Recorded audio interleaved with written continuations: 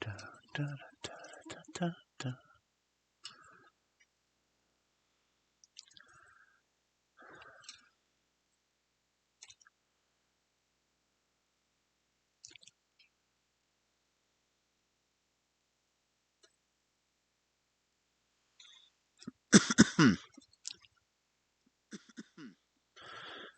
Okay, let's get this shared real quick.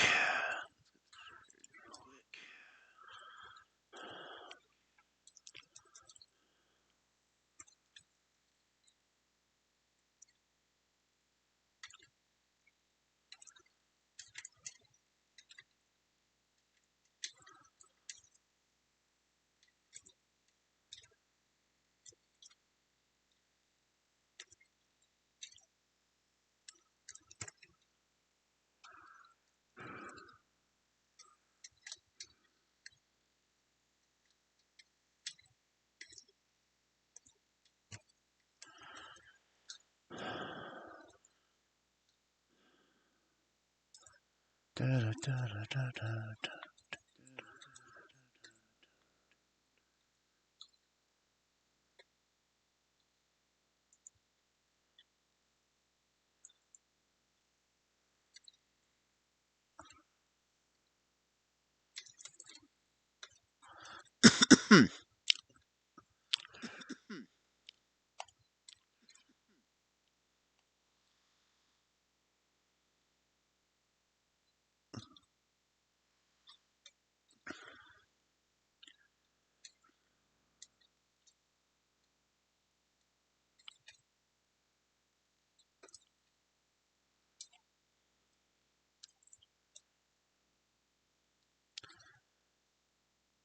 I'm recording right now.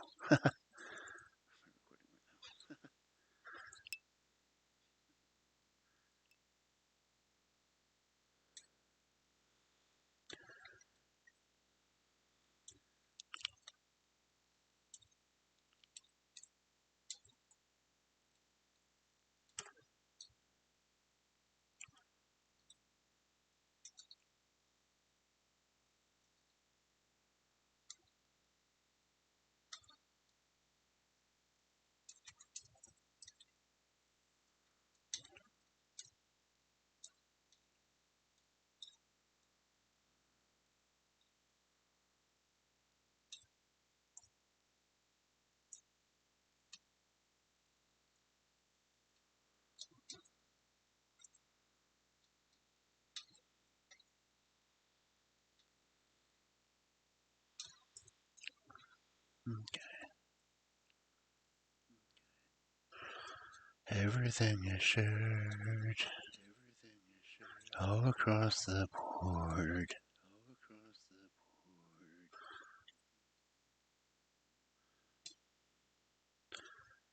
Okay. Don't really guess I have to wait for people to come in. Because, it's not like it's really something I'm going to be interacting with.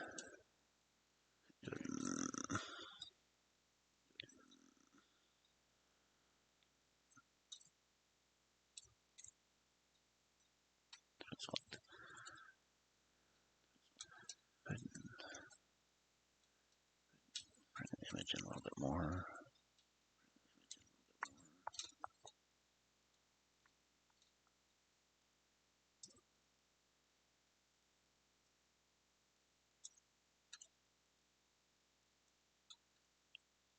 Okay, that looks good. Yeah, that'll work fine. Okay. So as my caption said, I'm going to be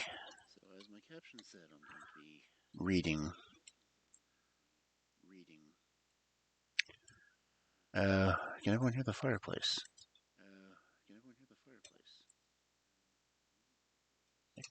Turn it up a little bit more.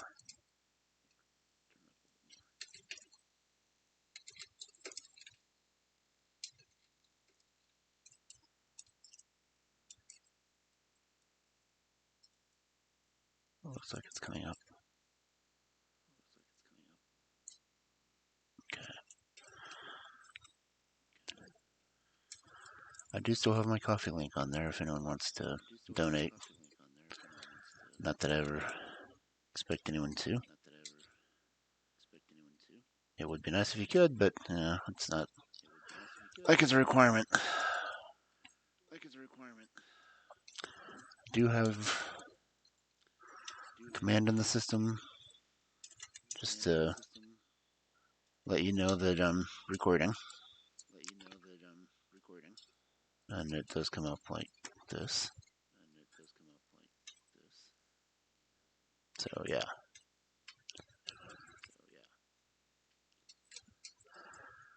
Again, I am going to be reading Edgar Allan Poe from the book I've got pictured.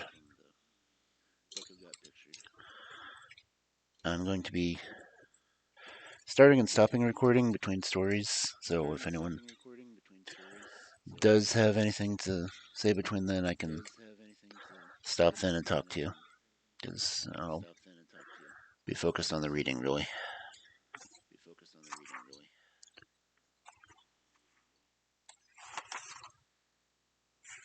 Really do like having the fireplace in the background. It's on YouTube, so I really hope no ads pop up, because I'll have to start and stop recording when that happens.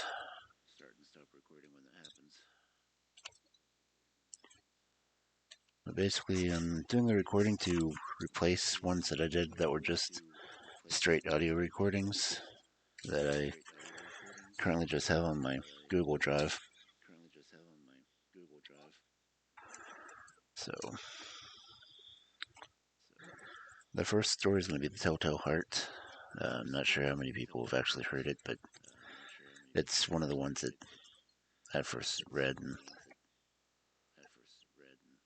I'll probably do commentary while I'm reading, or at least introduction and that kind of thing. So,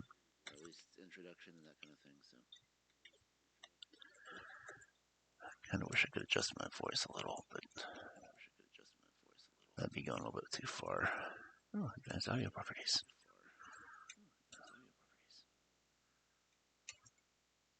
Nope, nothing on there. Oh well.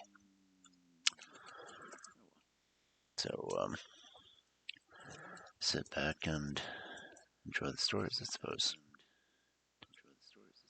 I will, again, try to talk between takes if I can.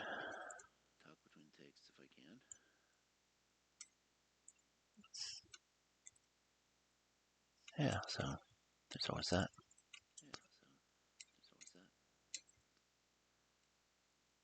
And otherwise, hope you have a good evening.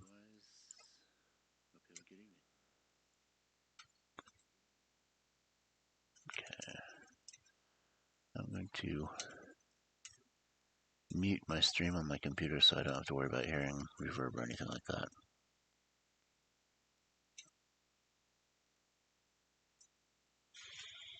Which in itself is kind of weird because then I don't hear any feedback at all, so I don't know what it sounds like. Okay. So, go ahead and put up this tag. Wait a second or two, then I'll start recording. Groovy. Beep. And we'll be recording.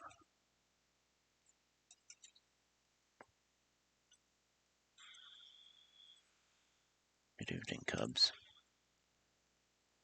Tonight I'll be reading from the Young Collector's Illustrated Classics, Tales of Terror and Suspense, which is, in this particular volume, Edgar Allan Poe. So, sit back, close your eyes, and try to have a good evening if you can. The first story in this book is actually the first one that was read to me when I was a cub. The Telltale Heart.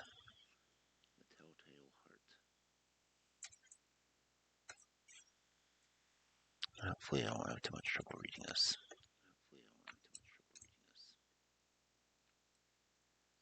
True, I'm nervous and always have been. But why say that I'm insane? The disease had sharpened my senses, not destroyed them. Above all, my sense of hearing was keen. I heard all things in the heaven and in the earth. I heard many things in hell. How, then, can I be insane? Listen and observe how calmly I can tell you the whole story. It is impossible to say how the idea first entered my brain, but once it did, it haunted me day and night. I loved the old man. He had never wronged me. He had never insulted me. For his gold I had no desire. I think it was his eye. Yes, that was it. He had an eye of a vulture, a pale blue eye with a film over it. Whenever that eye fell upon me, my blood ran cold.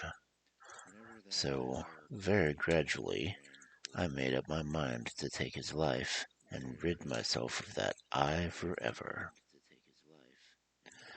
You should have seen me, seen how wisely I went about it, with caution and foresight. I went to work. I was never more kind to the old man than I was during the week before I killed him. Every night, about midnight, I turned the latch of his door and opened it, oh, so gently. Then, when I had made an opening large enough for my head, I put in a lantern with its shutters closed, so that no light shone out.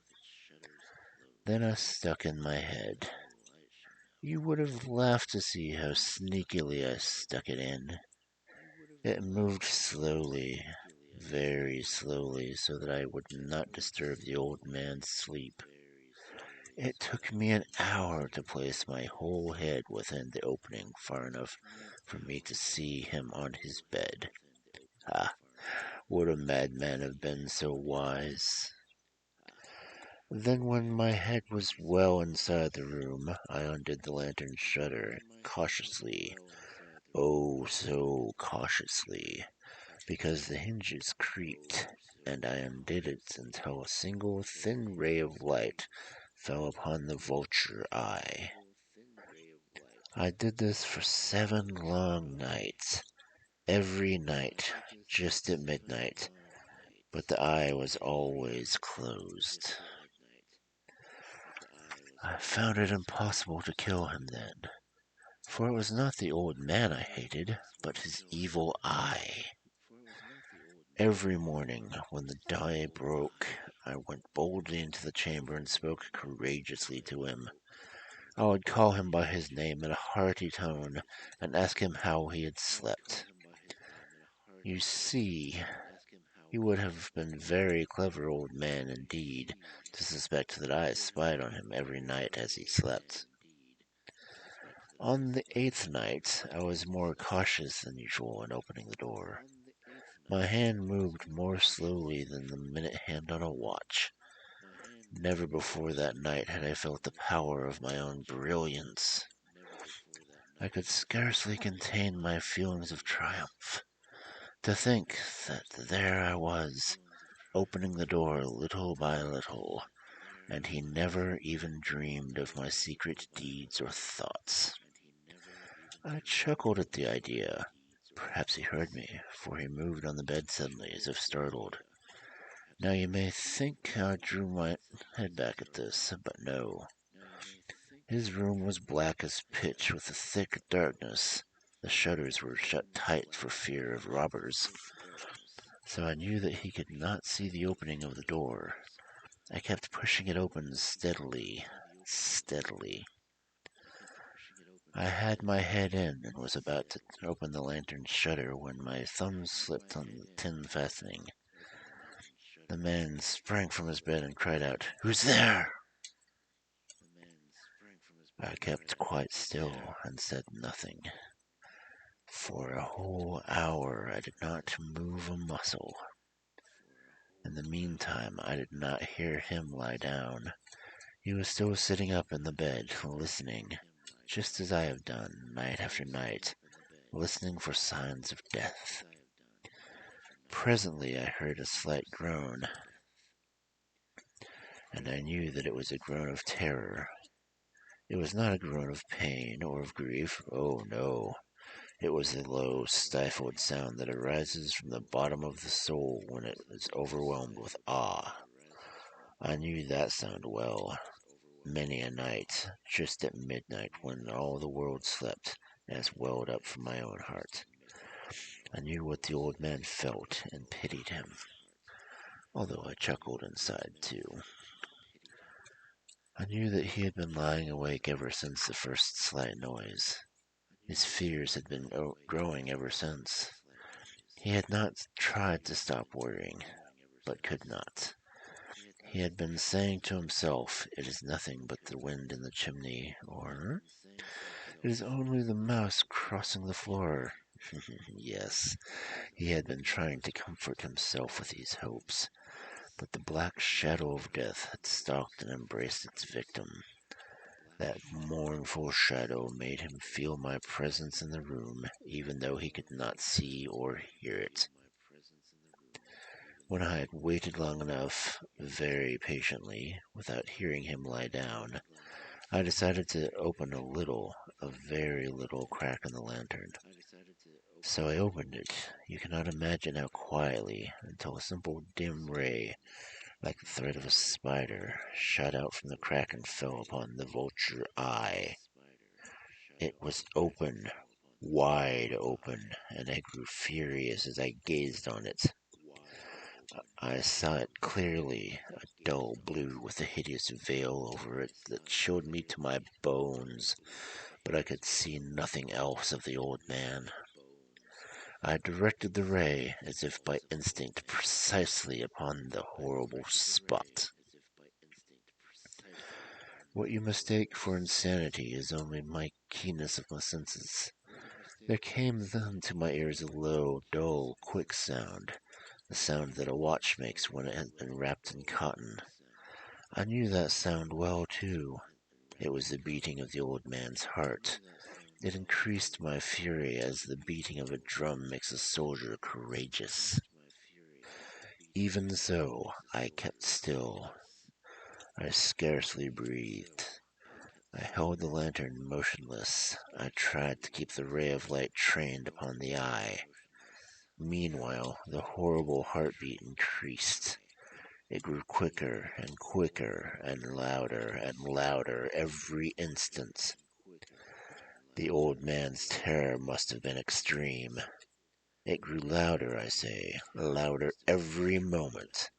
And then, at the dead hour of the night, amid the dreadful silence of that old house, that strange noise excited me into uncontrollable terror.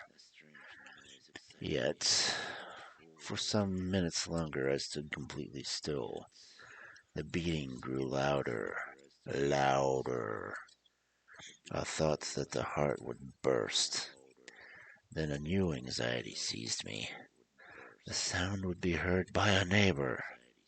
I could not let that happen. The old man's hour had come. With a loud yell, I threw open the lantern and leaped into the room. He shrieked once, only once. In an instant, I dragged him to the floor and pulled the heavy bed over him. I then smiled gaily to find the deed done. But for many minutes, the heart beat on with a muffled sound. This, however, did not bother me. It would not be heard through the wall. At least, it ceased. The old man was dead. I moved the bed and examined the body. I placed my hand upon the heart and held it there many minutes. No pulse. His eye would trouble me no more. If you think me insane, you would think so no longer when I describe the wise precautions I took in hiding the body. The night wore on, and I worked quickly, but in silence. First of all, I cut up the body, and then I pulled up 3 planks from the floor of the bedroom and hid the body parts there. I replaced the board so cleverly, so cunningly, that no human eye, not even his, could have detected anything wrong. There was nothing to wash out, no stain of any kind, no blood spot whatsoever. I had been too careful for that. A tub had caught that. Ha ha. When I finished, it was 4 o'clock, still dark as midnight. As the church bell sounded the hour, there came a knocking at the street door. I went down to it with a light heart, for what had I to fear? 2 men politely introduced themselves as police officers. A neighbor had heard the old man shriek, and suspecting foul play, had called the police. The police officers were there to search the house. I smiled, for what had I to fear? I welcomed the gentleman in. The shriek, I told them, had been my own in a dream. The old man, I told them, had gone on a trip.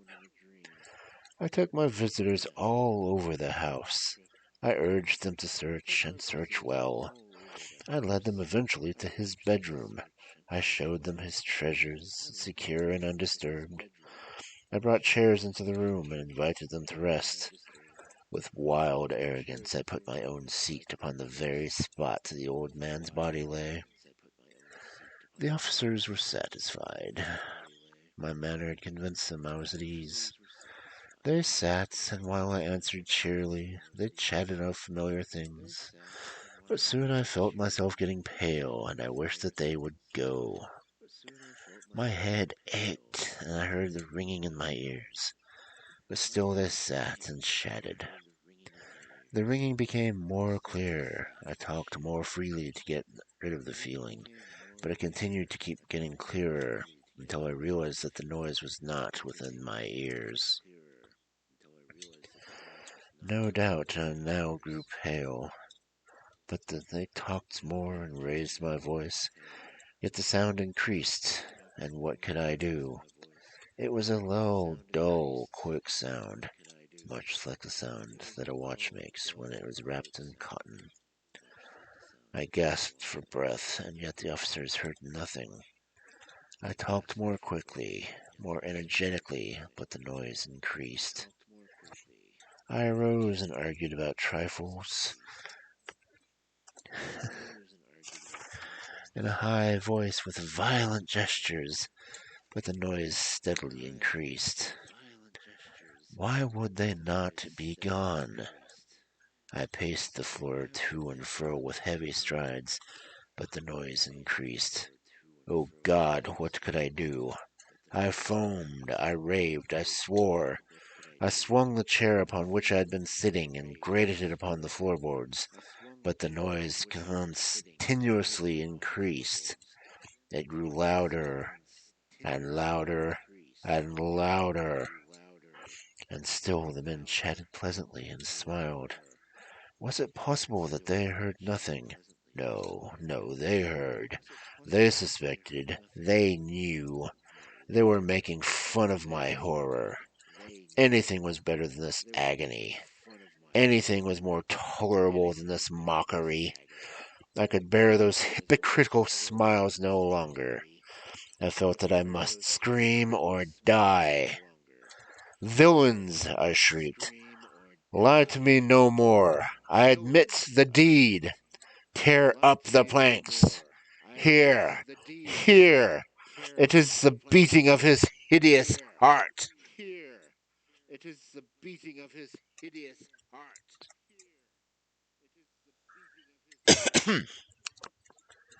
Wow, I really do love that story.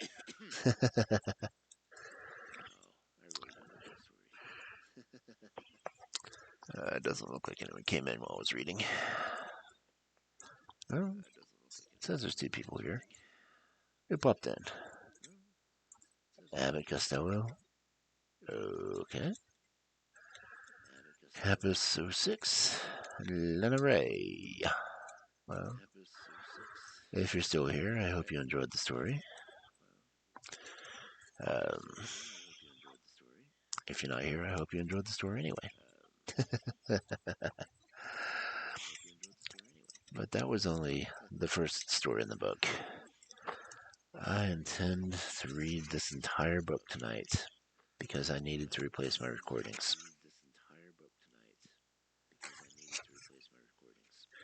There's only 8 stories in this book, and they're probably his most popular, so.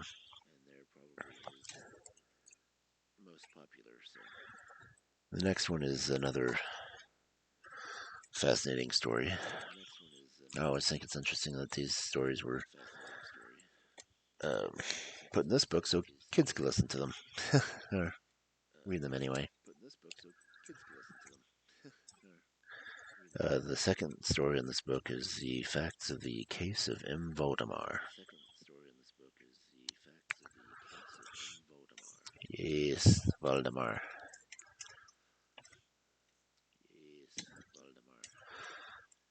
Okay, well, since it does not look like anyone's going to talk to me,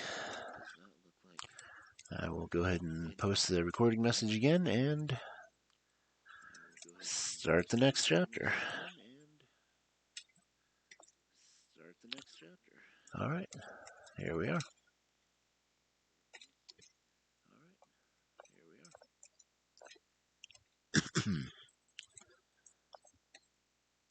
The facts in the case of M. Valdemar.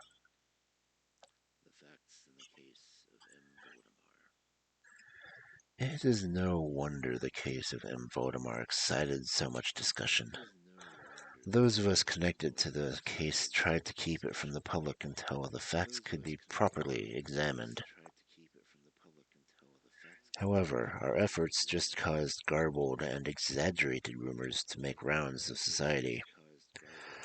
There were many outright falsehoods told, and naturally a great deal of disbelief.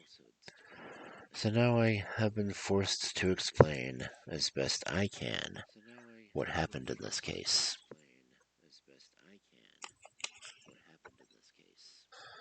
I've studied hypnotism for the past few years.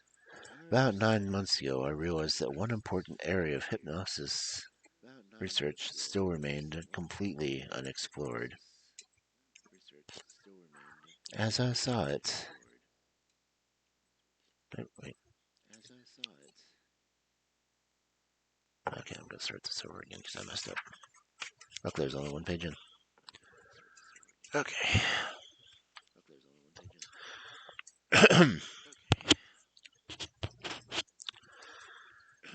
Okay, I'm going to restart the recording. And 3, 2...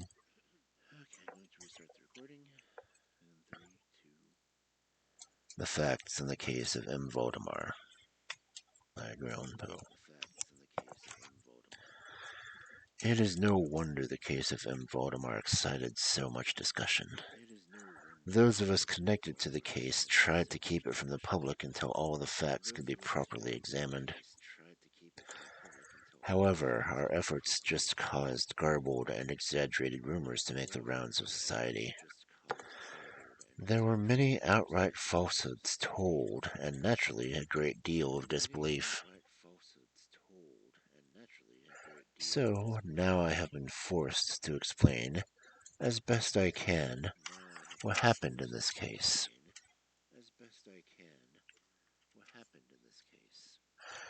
I have studied hypnotism for the last 3 years. About 9 months ago, I realized that one important area of hypnosis research still remained completely unexplored. It was that no person who was about to die had been hypnotized.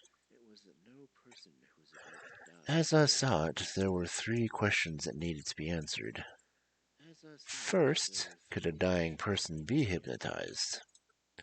Second, would the nearness of death increase or decrease the dying person's ability to be hypnotized? Third, to what extent, if any, could death be delayed by a hypnotic trance? There were other points to be studied, but these three excited me most, especially the last question. I immediately looked around for a suitable candidate to study.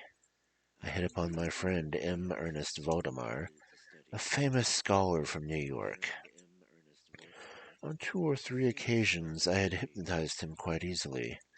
However, I had been disappointed because he was never under my complete control. For instance, I might use a hypnotic suggestion to make him move his arm a certain way, but would only get a partial response. I always blamed my failure on his poor health. Several months before M. Valdemar and I became acquainted, his doctors had informed him that he was dying of a disease that was gradually paralyzing his lungs. Nevertheless, he was calm about his approaching death, discussing it was something to be neither avoided nor regretted.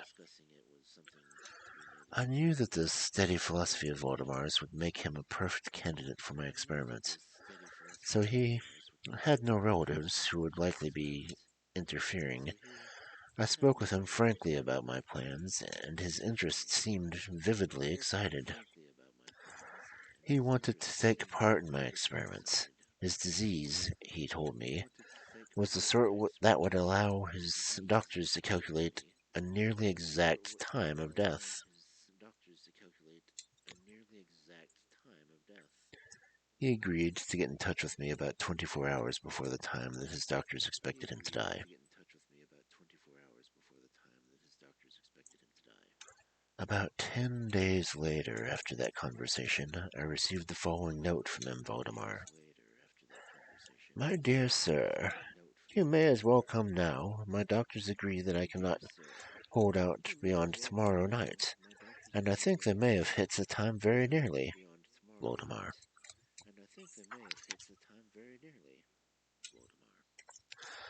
I received this note within half an hour after it was written. 15 minutes later, I was in the dying man's chamber. I was appalled by the frightful change that 10 days had brought. His face was gray, and his eyes were lifeless. He was so thin that his cheekbones poked out through the skin, and his pulse was barely noticeable. Nevertheless, he showed a remarkable amount of physical strength. He spoke distinctly, took medicines without aid, and busied himself writing in a notebook while propped up on pillows. After greeting M. Valdemar, I took his doctors, Dr. Darrow and Dr. Franklin, aside to get an exact diagnosis. They told me that one of Valdemar's lungs had stopped working and that the other would soon join it. Both doctors believed that the patient would die about midnight of the next day, Sunday. It was then 7 o'clock on Saturday evening. At that point, the doctors decided to leave, since there was nothing they could do. They had not intended to return, but I asked them to come back. They agreed to look on the patient about 10 on Sunday night. When they had gone, I spoke freely with M. Valdemar about his approaching death and my experiments. He was still quite willing and even anxious to have it done. He urged me to begin at once, but I wanted to have a reliable witness to my efforts. So I called a friend and medical student, Mr. Lau, to assist me. Mr. Lau was able to come at 8 o'clock the next night, and not a moment too soon. By that point, M. Valdemar was clearly sinking fast. Mr. Lau took notes of all that occurred thereafter, and it is his notes that I refer to now. I immediately began to try to hypnotize the patient, but at first I could see no effect. About the same time, the doctors Darrow and Franklin arrived. They could barely feel Valdemar's pulse. His labored breath came at intervals of half a minute. This condition was unchanged for almost 15 minutes. Then the dying man gave a deep, natural sigh, and the labored breath ceased. It was replaced by a barely noticeable, but still regular breath. The intervals between breaths did not change, and the patient's limbs were icy cold. At 5 minutes before 11, I saw clear signs of hypnotic influence. With a few rapid movements, I got Valdemar's eyelids to quiver, and with a few more, closed them altogether. I was not satisfied with this, however, and continued using hypnotic suggestions to do other things. I used hypnosis to completely stiffen his limbs, placing them in a restful position. The legs were stretched out at full length, and the arms were nearly so. The head was slightly elevated on a pillow. When I had accomplished this, it was midnight, and I asked the doctors to examine M. Valdemar once again. After a few experiments, they declared that he was in a hypnotic trance. Both doctors became very curious about my experiments. Dr. Darrow decided to remain with the patient all night, while Dr. Franklin vowed to return at daybreak. Mr. Lowell and the nurses attending the patient also remained. We left the patient completely undisturbed until 3 o'clock in the morning. Then I found him to be in exactly the same position he was when Dr. Franklin left. He lay in the same position. His pulse was extremely weak, and the breath was scarcely noticeable, unless you held a mirror to his lips. His eyes were closed naturally, his limbs were rigid and cold as marble, but he was still alive. I approached M. Valdemar. I made a half-effort to get his right arm to follow my own. In previous experiments with this patient, I had never perfectly succeeded before, and did not expect to succeed now. But to my astonishment, his arm readily moved, and feebly, though lowered, followed my directions. I decided to speak with the patient. M. Valdemar, I said, are you asleep? He made no answer, but I saw the tremor about his lips. I repeated the question again and again. After the third time, his whole body became agitated and he shivered slightly. His eyes opened slightly and his lips moved slowly. From between them, in a whisper, I could barely hear the words that came. Yes, asleep now. Do not wake me. Let me die this way.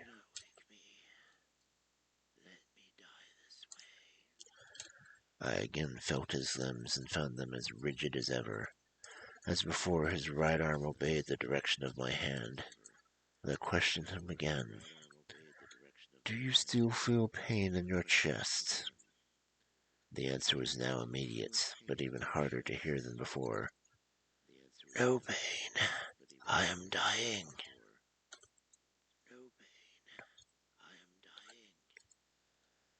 Soon thereafter, Dr. Franklin returned and expressed great surprise that the patient was still alive.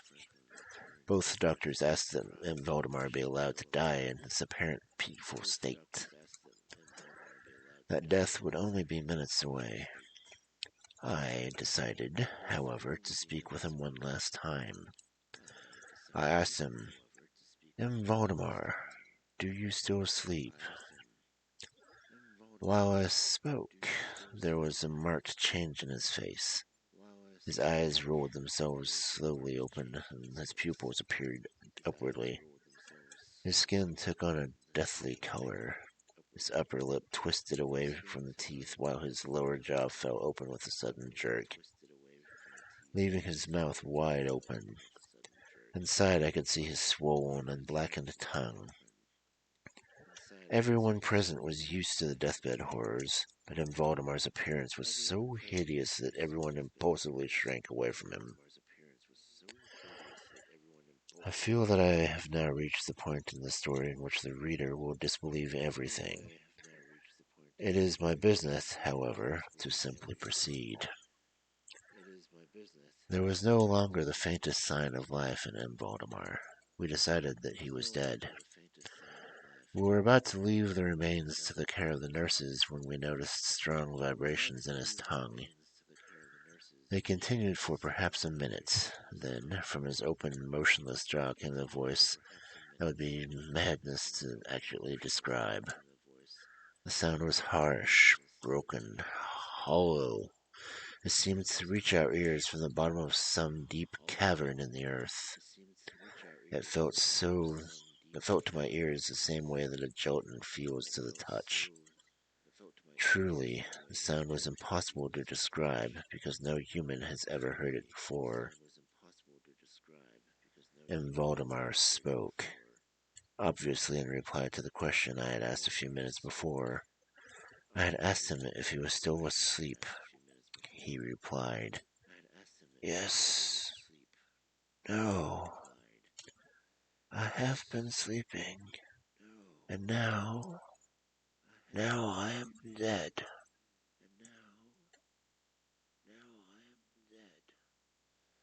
Everyone in the room shuddered with horror at these words. Mr. Lowell, the medical student, fainted. The nurses fled from the room and could not be persuaded to come back in. For nearly an hour, the doctors and I tried, without saying a word, to revive Mr. Lowell. When he came to, we further investigated M. Valdemar's condition. It remained in every way as I have described, except that the mirror no longer showed any sign of breath.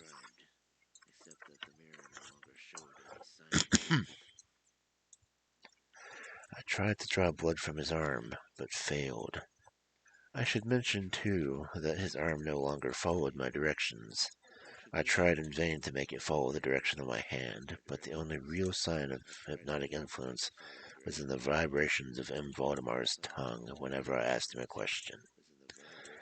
He seemed to be making an effort to reply, but he no longer had the power. We found other nurses. At 10 o'clock I left the house with the two doctors and Mr. Lowell. We returned that afternoon, and we found that M. Valdemar's condition was precisely the same. We discussed the possibility of waking him up, but we saw that doing so would serve no purpose. It was clear that death, or what is usually called death, had been stopped by the hypnotic process. From that time until the end of last week, a period of 7 months, we made daily visits to M. Valdemar's house. All this time he remained exactly as I last described him. The nurse's attentions were continual. Last Friday, though, we agreed to try to wake him. It was this effort that caused so much wild and inaccurate gossip. To believe M. Valdemar from the hypnotic trance, I used the customary gestures. These, for a time, were unsuccessful. Then he began to revive. The first sign of revival was a brief movement of his eyes. Then, with this movement, a yellowish liquid began to gush from beneath his eyelids. It had a strong and highly offensive odor. I tried to get the patient to move his arm, but failed. Dr. Franklin asked me to put a question to the patient, so I did. "M. Valdemar, can you explain to us what you want us to do?"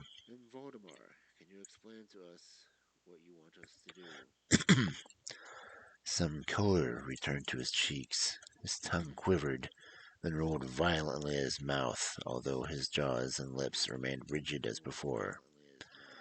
At length, the same hideous voice that I have already described broke forth. "For God's sake, quick, quick, put me to sleep or waken me, quick. I say to you that I am dead."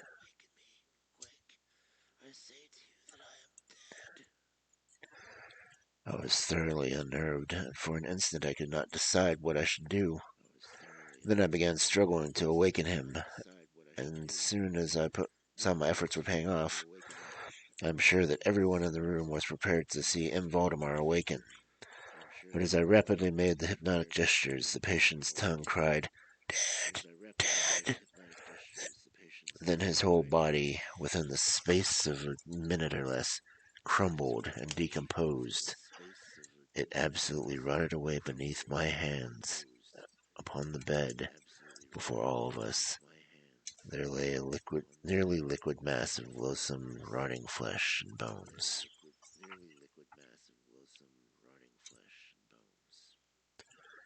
Man, I always get tongue-tied on that one. Dangers of deep hypnosis. I should send that story to Secret Subject, just to see what her opinion of is.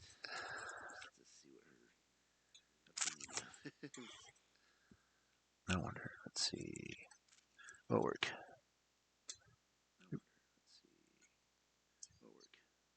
Oop, my stylus died.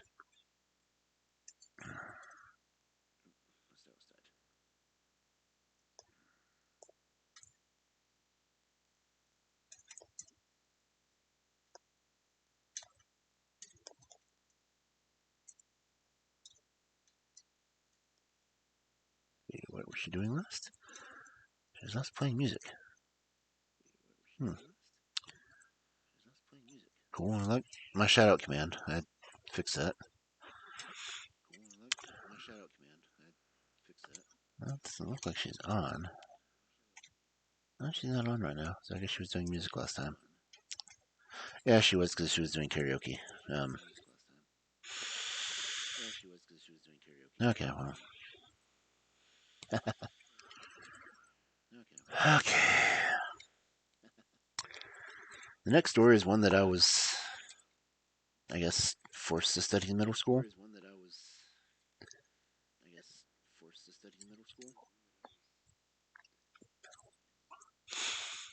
So, Mask of the Red Death. Good story about the plague.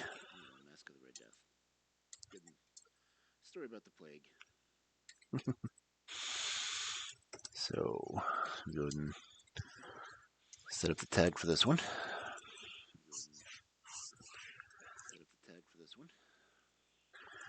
All right. And message broadcast. I'm going to record in 3, 2. The Mask of the Red Death.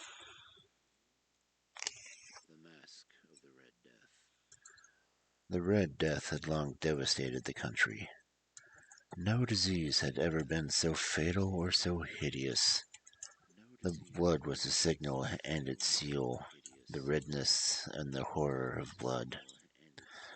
Each of its victims felt sharp pains and sudden dizziness, and then bleeding at the pores. The scarlet stains on the victim's body, especially on the face, were the warning that shut him out from aid and sympathy. No more than half an hour passed between the Red Death's first attack and the victim's grim death rattle. Prince Prospero was happy and fearless and clever. After half his subjects had died from the Red Death, he summoned 1,000 healthy and light-hearted friends from among the knights and ladies of his court. With these followers, he left for the deep seclusion of one of his giant castles. This castle was a magnificent structure, the creation of the prince's own unusual tastes. A strong, high wall of iron gates protected it. The prince's followers, having entered, used furnaces and massive hammers to weld the gates shut. They resolved to keep themselves in and everyone else out. The castle had plenty of food and supplies.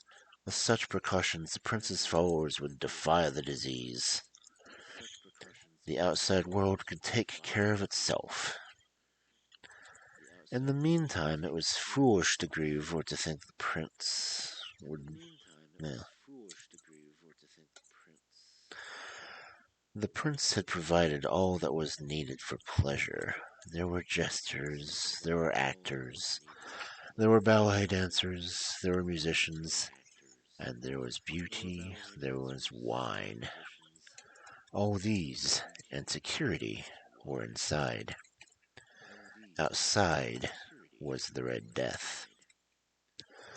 Toward the end of the 5th or 6th month of this seclusion, and while the plague raged furiously throughout the lands, Prince Prospero entertained his 1,000 friends at the magnificent masked ball. It was a luxurious scene. First, let me tell you of the rooms in which it was held. There were 7 rooms, all in a row, and all were strangely decorated to fit the prince's love of the bazaar. Each of the adjoining rooms had 3 high Gothic windows to the right, the left, and in the middle of each wall.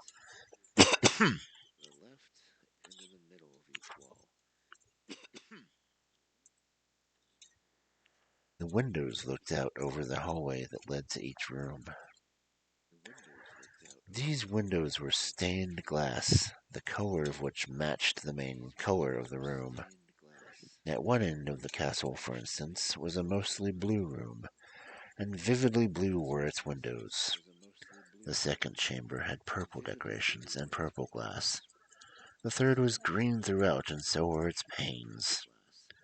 The fourth was furnished and lighted with orange, the fifth with white, the sixth with violet.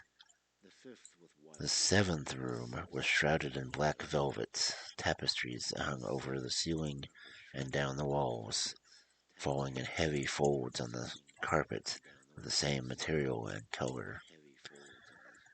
In this chamber only, the color of the windows did not match the decorations.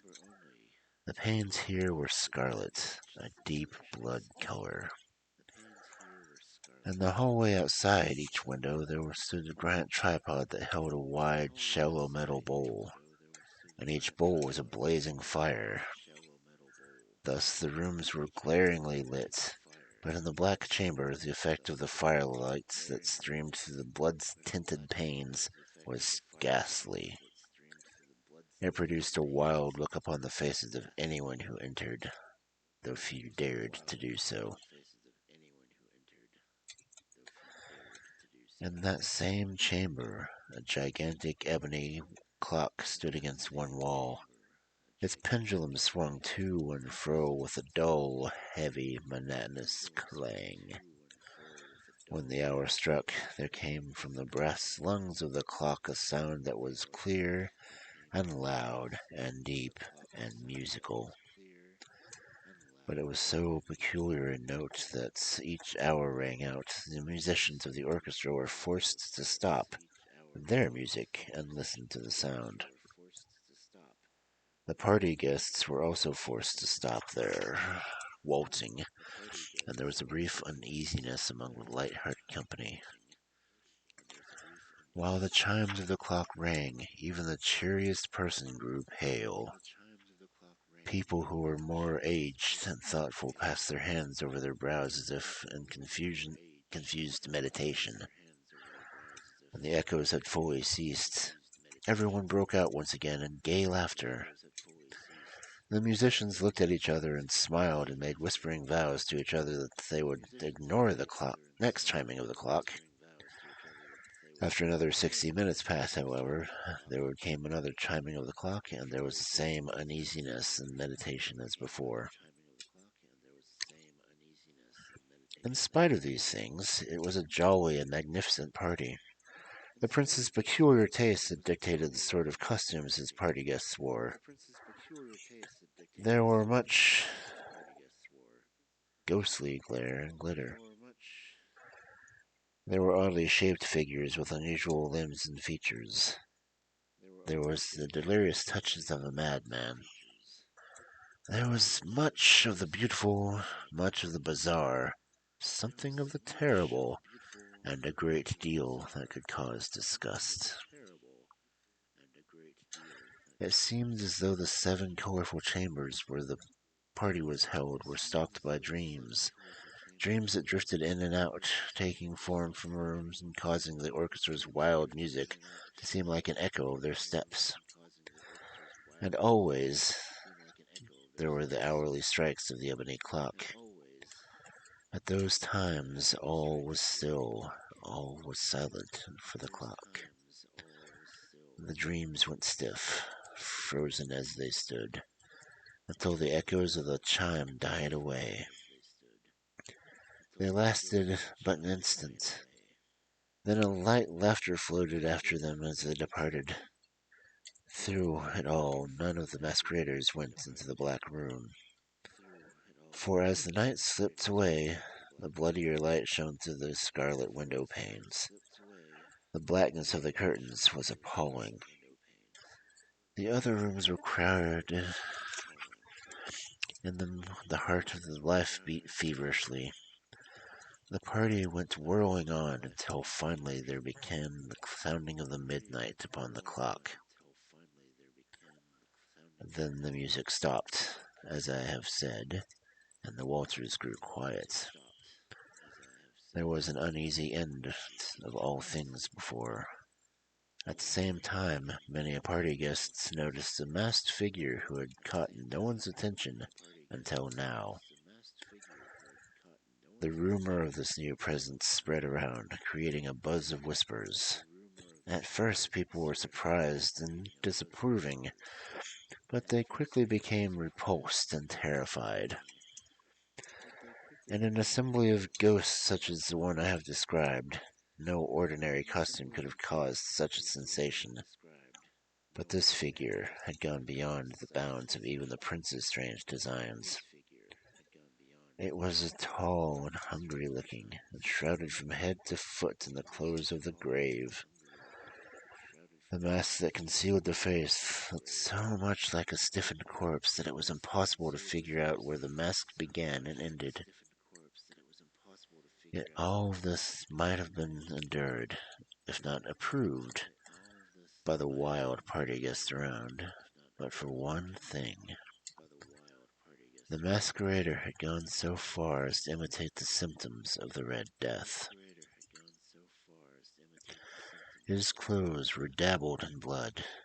His brow and his facial features were sprinkled with a scarlet horror. When the eyes of Prince Prospero fall upon this ghastly image, his guests saw him shudder with either terror or distaste. In the next instant, his face reddened with rage.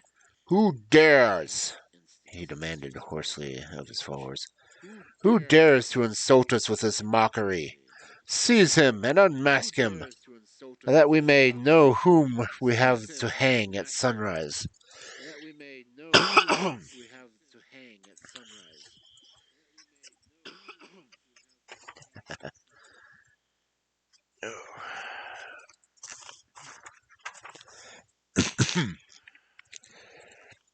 Prince Prospero stood in the blue chamber as he uttered these words.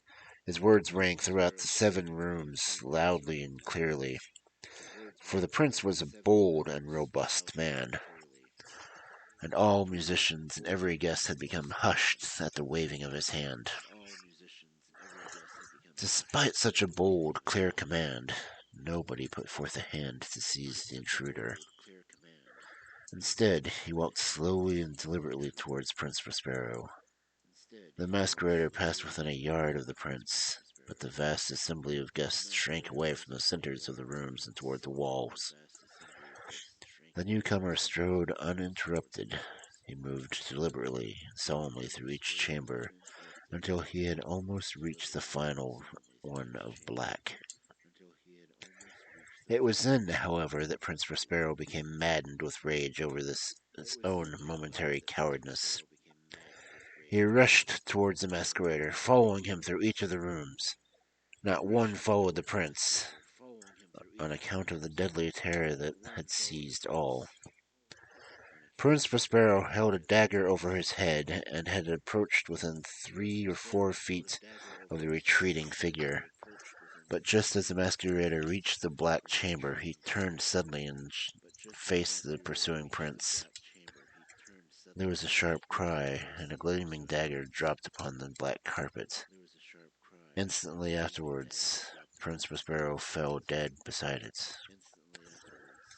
Summoning the wild courage of despair, a throng of the prince's followers threw themselves into the black chamber and seized the masquerader. They gasped in unspeakable horror when they found that the grave clothes and corpse-like mask they had handled so violently were empty. Now everyone understood that they were in the presence of the Red Death. He had come like a thief in the night. One by one, he dropped the party-goers in the blood-dabbled halls of their revel. And the life of the ebony clock went out, and the flames of the huge tripods went out, and darkness and decay and the Red Death held absolute power over all.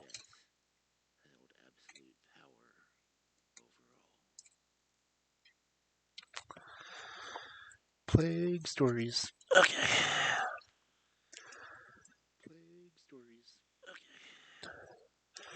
Quick check to see if anyone's actually popped in.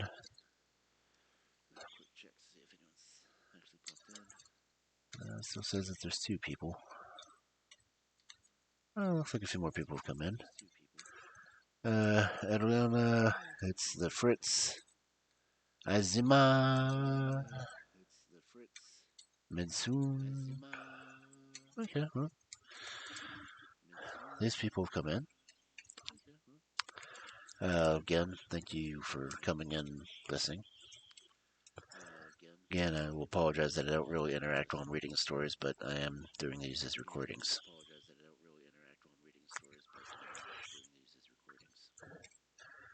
Normally I would have the sound alerts on, so you could, like, signal me that you're here. I do have the chat windows open, but admittedly I'm reading a book, so I'm kind of staring at the pages.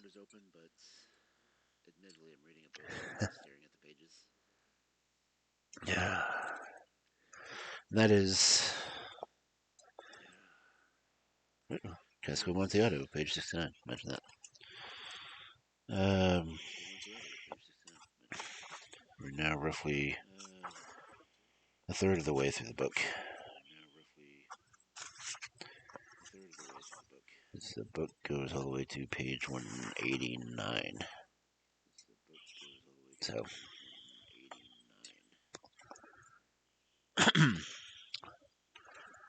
the next story in this book, however,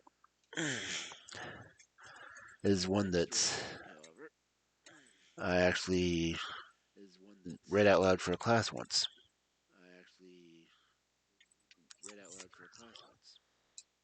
Because it's, well, using alcohol for vengeance is always a personal favorite of mine.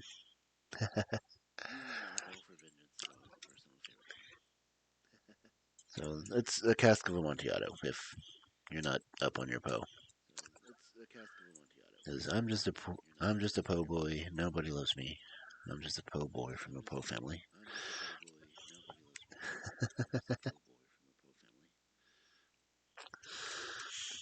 But again, I'd like to thank people for at least popping in and stopping by, because it's cool that anyone comes into my streams.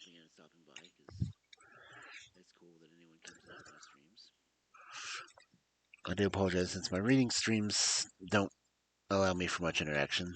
At least not as much as the gaming streams do. But the gaming streams are cool too. But I just wanted to do the Edgar Allan Poe stories tonight. So.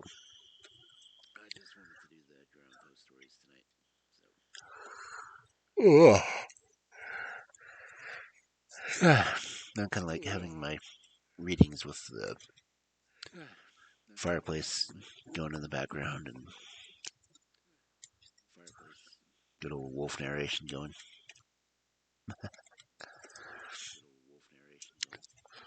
Okay, so if no one has anything else to say, again, thank you for popping in. And I will start recording in again in 3, 2, 1, let's jam. Okay, okay, and recording in 3, 2. This cask of Amontillado.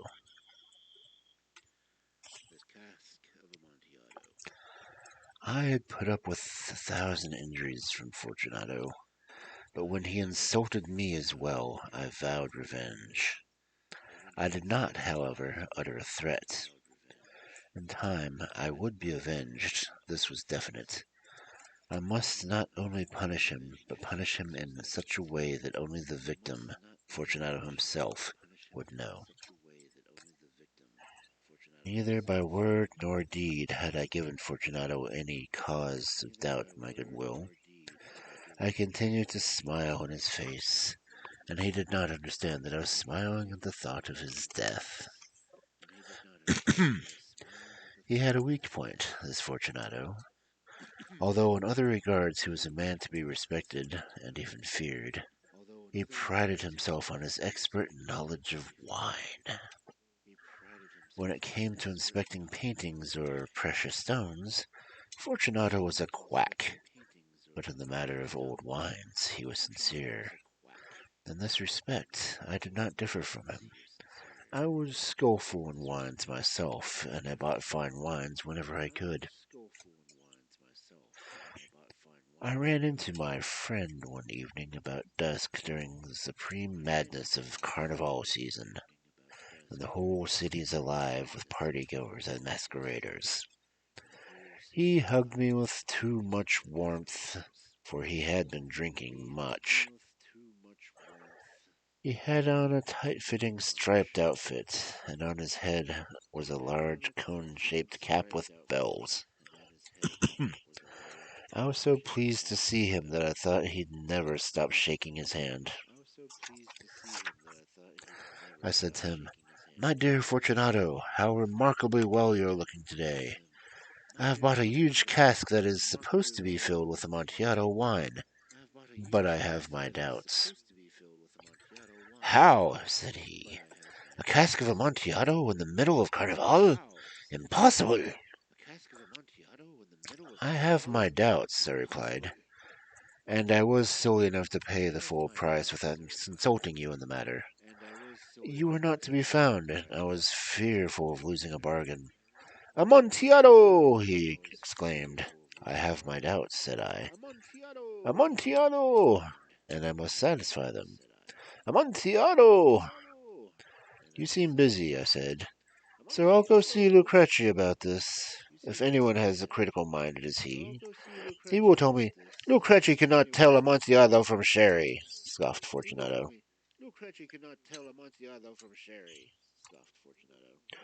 "Yet some fools say that his taste is a match for your own," I told him. "Come, let us go," said Fortunato. "Where?" "To your wine vaults," he said. "My friend, no," I argued. "Some other time, perhaps. I will not impose upon your good nature. You obviously have other plans." "I have no other plans." "My friend, no. I can see that you have a severe cold as well. The vaults are terribly damp." "Let us go, nevertheless," Fortunato insisted.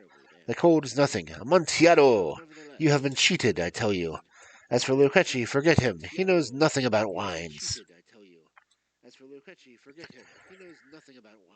Thus speaking, Fortunato took my arm.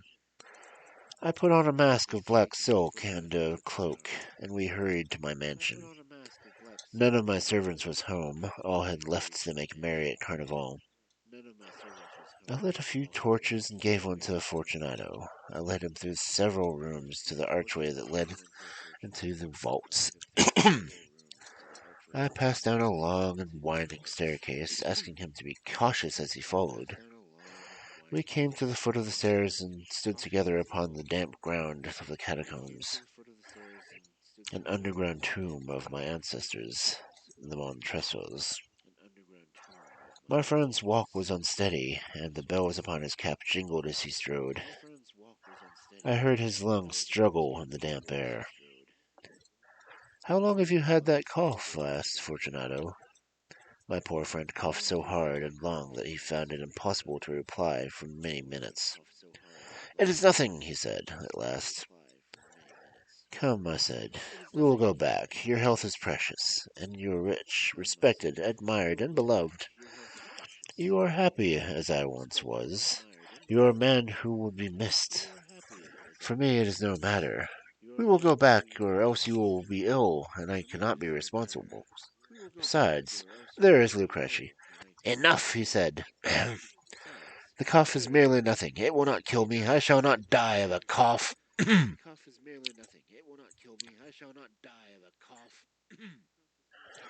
"True," I replied, "and indeed I had no intention of alarming you unnecessarily.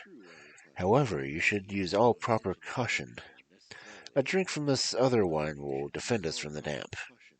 Here I opened a bottle that was stored nearby. "Drink," I said, presenting him the wine. He raised it to his lips with a leer, and then paused and nodded to me while his bells jingled. "I drink," he said, "to the dead who sleep around us." "And I drink to your long life." He again took my arm, and we proceeded. "These vaults," he said, "are extensive." "The Montresors," I replied, "were a great and numerous family." We had passed by long walls piled with skeletons and casks of wine, and we were deep inside the catacombs. I paused again, and this time I seized Fortunato by his arm. "The damp," I said. "It's making you worse. Come, we will go back before it is too late. Your cough." "It is nothing," he said. "Let us go on, though. Another sip first."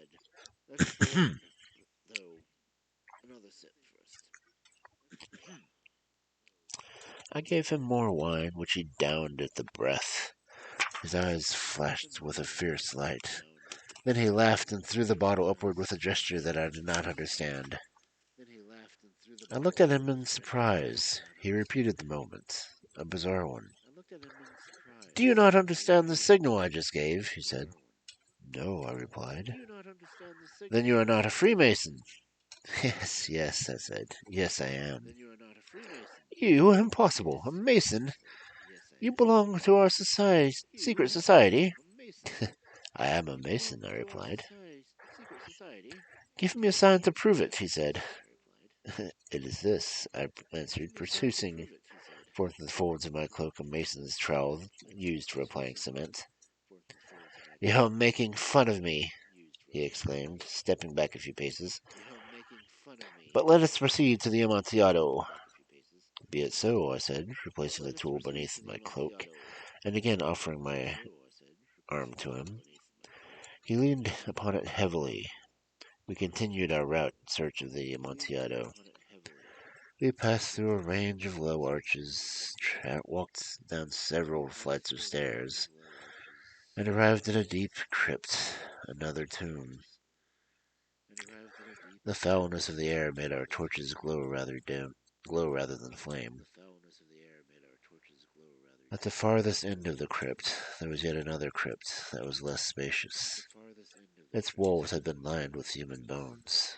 3 sides of this smaller crypt were decorated in this manner. The bones on the 4th side had been thrown down and lay scattered upon the earth, forming a mound of the same size. On this 4th wall, we saw still another crypt. It was about 4 feet deep, 3 feet wide, and 6 or 7 feet high. It was backed by a wall of solid granite. It was in vain that Fortunato, lifting his dull torch, tried to see in the depth of this crypt. "Proceed," I said. "Herein lies the Amontillado. As for Lucrece—" "He is an ignoramus," interrupted my friend as he stepped unsteadily forward. I followed immediately at his heels. He quickly reached the end of the recess and found his progress stopped by the granite wall. He stood there abruptly, bewildered. Before he knew it, I had chained him to the granite wall, and its surface were 2 iron rings about 2 feet apart.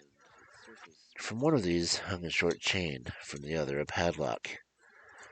I threw the links in the chain around his waist and locked them together. He was too surprised to resist. Withdrawing the key, I stepped back from the recess. Pass your hand over the wall. You cannot help feeling the dampness, I said mockingly. Once more, let me beg you to return. No? Then I must leave you. But first I must give you all the attentions in my power. The Amontillado! Cried my friend, still not recovered from his astonishment. True, I replied. The Amontillado. As I said these words, I busied myself among the pile of bones already mentioned. Throwing them aside, I soon uncovered some building stones and mortar. With these materials, and with the aid of the trowel, I began vigorously to wall up the entrance of the niche. I had scarcely laid the first layer of masonry when I discovered that Fortunato's drunkenness had mostly worn off. I heard a low moaning from within the depths of the recess. It was not the cry of a drunken man. There was then a long silence. I laid down a second layer, and a third, and a fourth, and then I heard the furious vibrations of the chain. The noise lasted for several minutes, and I ceased my labors and sat down upon the bones so that I could witness and listen with more satisfaction. When at last the clanking stopped, I went back to work. I finished the fifth, sixth, and seventh layers without interruption. The wall was now nearly level with my chest. I paused again, holding the torch over the masonwork. I threw a feeble rays of the figure within. Several loud and shrill screams bursting suddenly from the throat of the chained form seemed to thrust me violently back.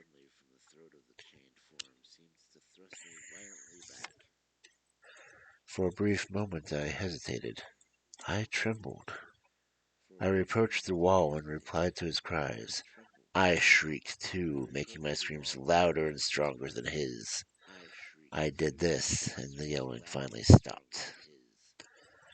It was now midnight, and my task was almost done. I had completed the 8th, ninth, and 10th layers. I had finished part of the 11th, and last, only one stone was left to be fitted and plastered in. I struggled with its weight. I placed it partially in place, and then there came out from the niche a low laugh that made my hair stand on end. It was followed by a sad voice, which I had difficulty recognizing as that of my friend, the noble Fortunato. The voice said, "Ha ha ha, he he he, a very good joke indeed, an excellent jest. We will have many a rich laugh about it later, he he he, over our wine, he he he." The Amontillado, I said. He, yes, the Amontillado. But is it not getting late? Will not he be waiting for me at us at the mansion? The Lady Fortunato and the rest. Let us be gone. Yes, I said. Let us be gone. He understood my meaning, and his joking tone changed. For the love of God, Montresor! Yes, I said. For the love of God. I listened in vain for a reply. I grew impatient and called out, Fortunato! No answer. I called again. Fortunato! No answer still. I thrust the torch through the remaining hole and let it fall within. There came forth in return only a jingling of the bells of his cap. My heart grew sick. It was the dampness of the catacombs that made it so, I'm sure. I hurriedly finished my labor and forced the last stone into its position. Then I plastered it up. Against the new masonry I built the old pile of bones. For half a century since, no mortal has disturbed them. Rest in peace.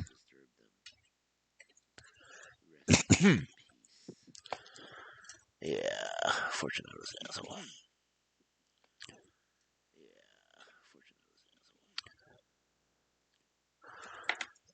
Okay, that is 4 stories.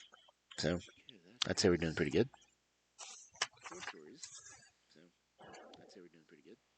That gets me up to page 91.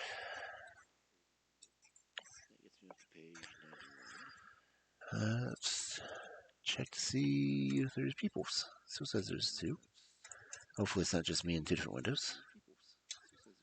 Alan gathering. Lilima. Rogue girl. A few more people were checking in. Yeah, that's good. Nice of you to drop in. Again, you guys can talk in the chat. I'll see the messages because I've got it up on 2 different windows right now. Oh, I've got it on my window in my tablet. I am doing these recordings just for the, well, to replace ones I've already done.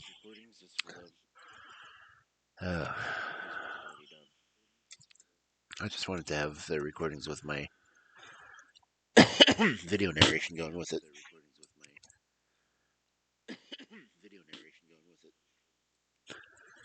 Man, I'm coughing a lot.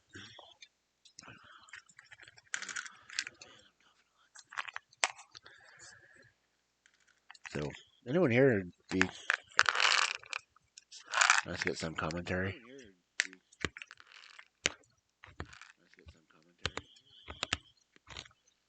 And even if you don't comment, it's still nice to know that you're here. So,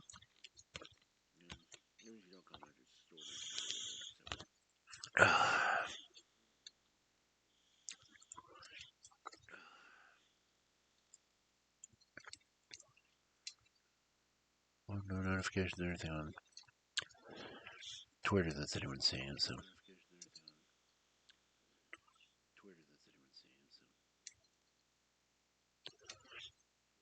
oh, strange. Probably one of the first times I've done the VTuber and Ian VTuber that it hasn't automatically reposted on it.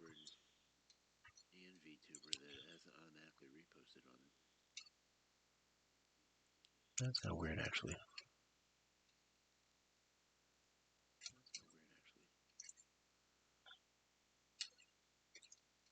It's pretty bad when the bots don't even automatically retweet you anymore. Admittedly, there's a lot of other streamers on right now, so it's cool that anyone's popping in at all.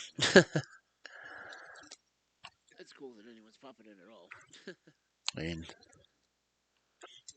yeah, if I weren't doing this, I'd probably be watching Lumi right now.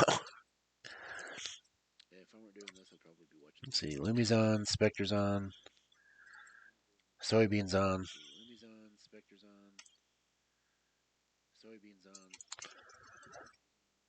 Oh, even Eros is on, so lots of people.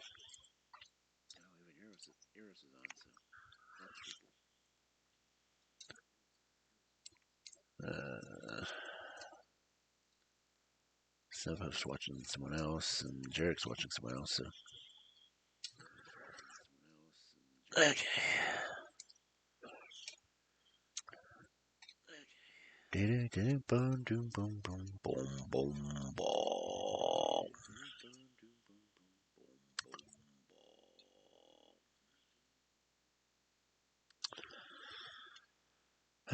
Anything on the Discordance? No one's anything on. That's a duck. Duck named Jenny. Jenny's a duck. Cocktails.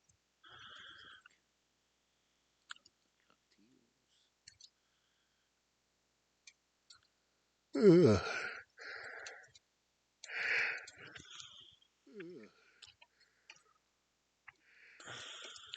No responses from anyone else on the stream, so. Jenny, Jenny, who can I turn to?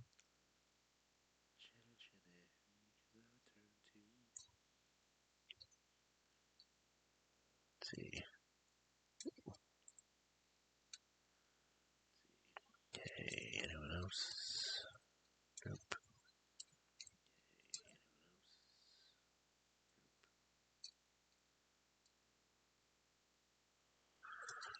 Okay, well, nothing going on Discord, nothing wrong going on Twitter.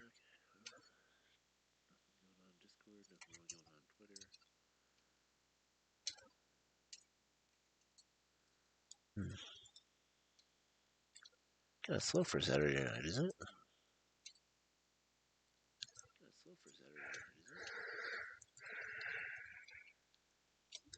I guess it's technically Sunday morning now.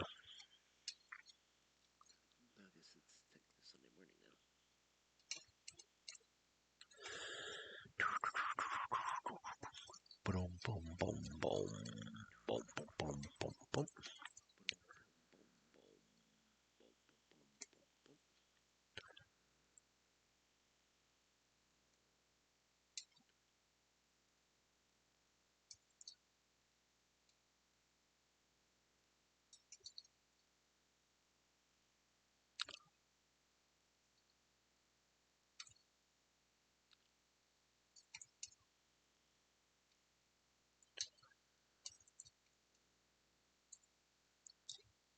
Yeah.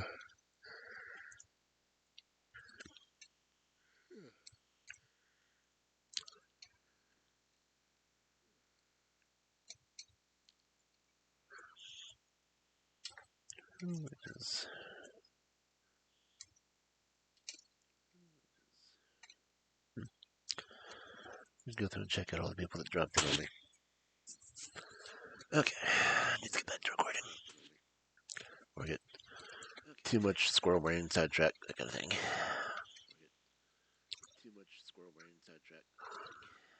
Ugh.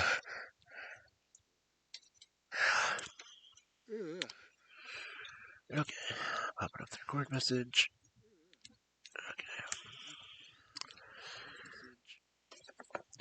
Alright, the next story is one that really does scare people because it's kind of a creepy subject. You know, being buried alive, so.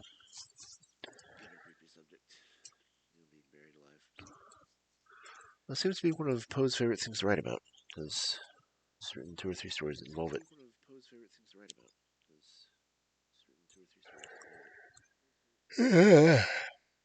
And cough drops usually don't make me tired. Okay, volume check. It's a check. Okay, there we go. Okay. And starting to record in 3, 2, 1.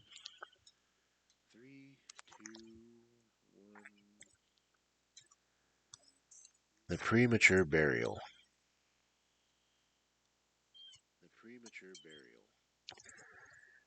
One of the wildest and most horrible tales ever told keep our attention simply because they're true. We listen excitedly to tales such as those about the devastating earthquake in Lisbon, about the plague of London, or about the smothering of 123 prisoners in that dungeon known as the Black Hole of Calcutta. If these stories had been invented by someone, they would have been merely disgusting, not interesting.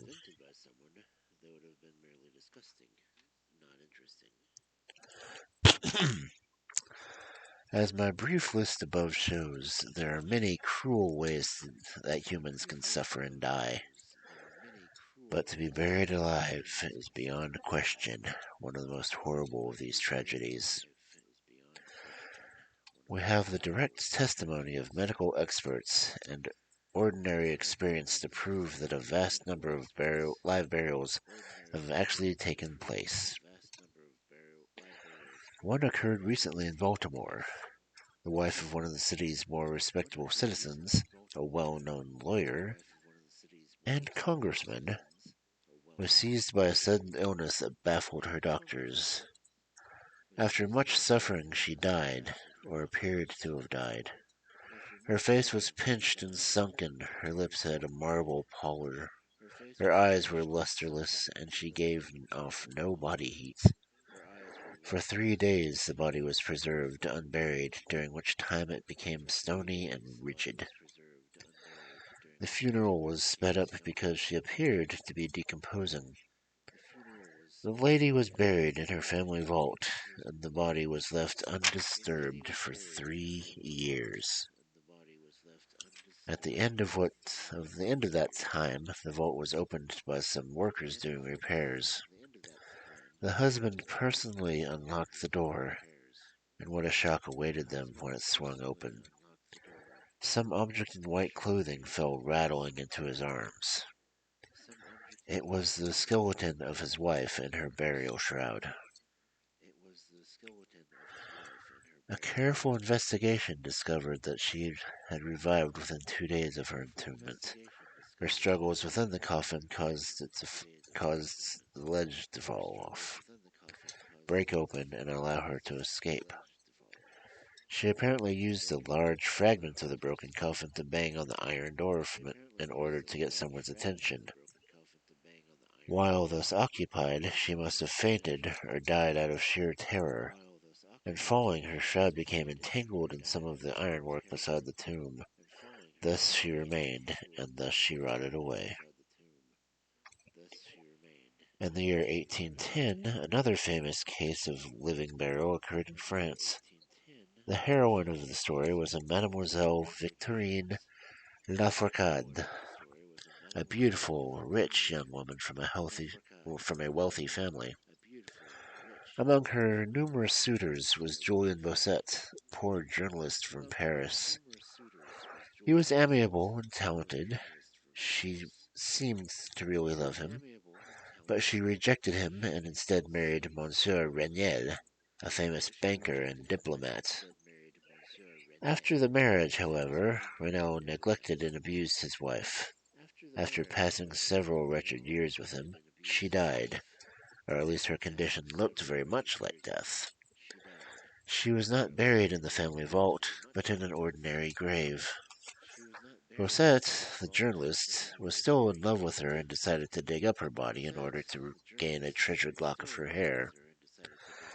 At midnight, he unearthed the coffin, opened the lid, and was in the act of cutting the hair when his beloved's eyes opened. The lady had been buried alive and was awakened by the touch of her lover. He carried her frantically to his lodgings and gradually nursed her back to health. Rather than return her to her cruel husband, she fled with Broussais to the Americas, and there she married him. 20 years later, the lady and her new husband returned to France. Believing that that time had greatly changed their appearance, both assumed they would be unrecognizable. They were mistaken, though, because Monsieur Raniel did recognize her. He made a claim to her as his wife. She resisted the claim, however, and a judge agreed with her. In almost every graveyard, there can be found skeletons in strange postures that suggest a struggle after burial. It is a fearful sight, and an even more fearful fate. Few terrors are more horrible to think about than being buried alive. It is awful, an unendurable oppression of the lungs, the stifling fumes of the damp earth, the clinging of the death garments, the rigid embrace of the narrow coffin, the blackness of an absolute night, the presence of death all around. What an even greater torment to know that just a few feet above lie grass and fresh air, and friends who would fly to our help if only they knew our peril. What I now have to tell is of my own actual knowledge of being buried alive. For several years, I had suffered attacks of an unusual disorder that doctors called catalepsy. The causes of the disorder are still mysterious, but its effects on the victim are not. Sometimes the patient lies in a kind of stupor. He is senseless and motionless, but the heartbeat is still noticeable. Some traces of warmth remain, and a slight breath can be detected. This trance can last for weeks, or even months. Then suddenly the patient will awaken and soon recover perfect awareness. Many times, though, it is hard to tell the difference between one of these fits and absolute death. The sufferer is often saved from premature burial by friends who know of his condition. Some unlucky souls, however, are known to have ended up in the tomb prematurely. Apart from this disability, my health seemed to be good. Nevertheless, when I came out of my trance, I always remained bewildered for several minutes. My mind, especially my memory, was always slow to recover. This caused little physical discomfort, but a great deal of mental suffering. The idea of premature burial continuously possessed my brain. It was with great struggle that I felt to sleep at night at all, and for I shuddered to think that, upon waking, I might find myself in a grave. When I did finally find sleep, it always greeted me with a rush of phantoms, bad dreams that haunted me from my one overriding fear. From the countless nightmares I endured, I'll tell you just of one. I dreamt that I was in a cataleptic trance when suddenly there was an icy hand on my forehead, and a patient gibbering voice whispered the word "arise" within my ear. I sat upright. The darkness was total. I could not see the figure who had aroused me. I could not remember where or when I had fallen into the trance. While I lay motionless and tried to collect my thoughts, the cold hand grasped me fiercely by the wrists, shaking it rudely. The gibbering voice once again said, "Arise!" "Who are you?" I replied. "I have no name," replied the voice. "I was alive, but now I am tortured spirit. I was merciless, and now I am pitiful. How can you sleep so peacefully? I cannot rest hearing the cry of these great agonies. These sights are more than I can bear. Get up, come with me while I unfold the graves of the dead." I looked around. The unseen figure had thrown open all the graves of mankind. I could see that the innermost depths. I could see into the innermost depths. I could tell that very few dead were resting in peace. With most, there was a feeble struggling, a sad general unrest, and the grim rustling of their clothing. "Is it not a pitiful sight?" the voice asked me. Before I could answer, the figure let go of my wrist. The graves all closed with a sudden crash, and from those around them a tumult of despairing cries. "Oh God, is it not a pitiful sight?"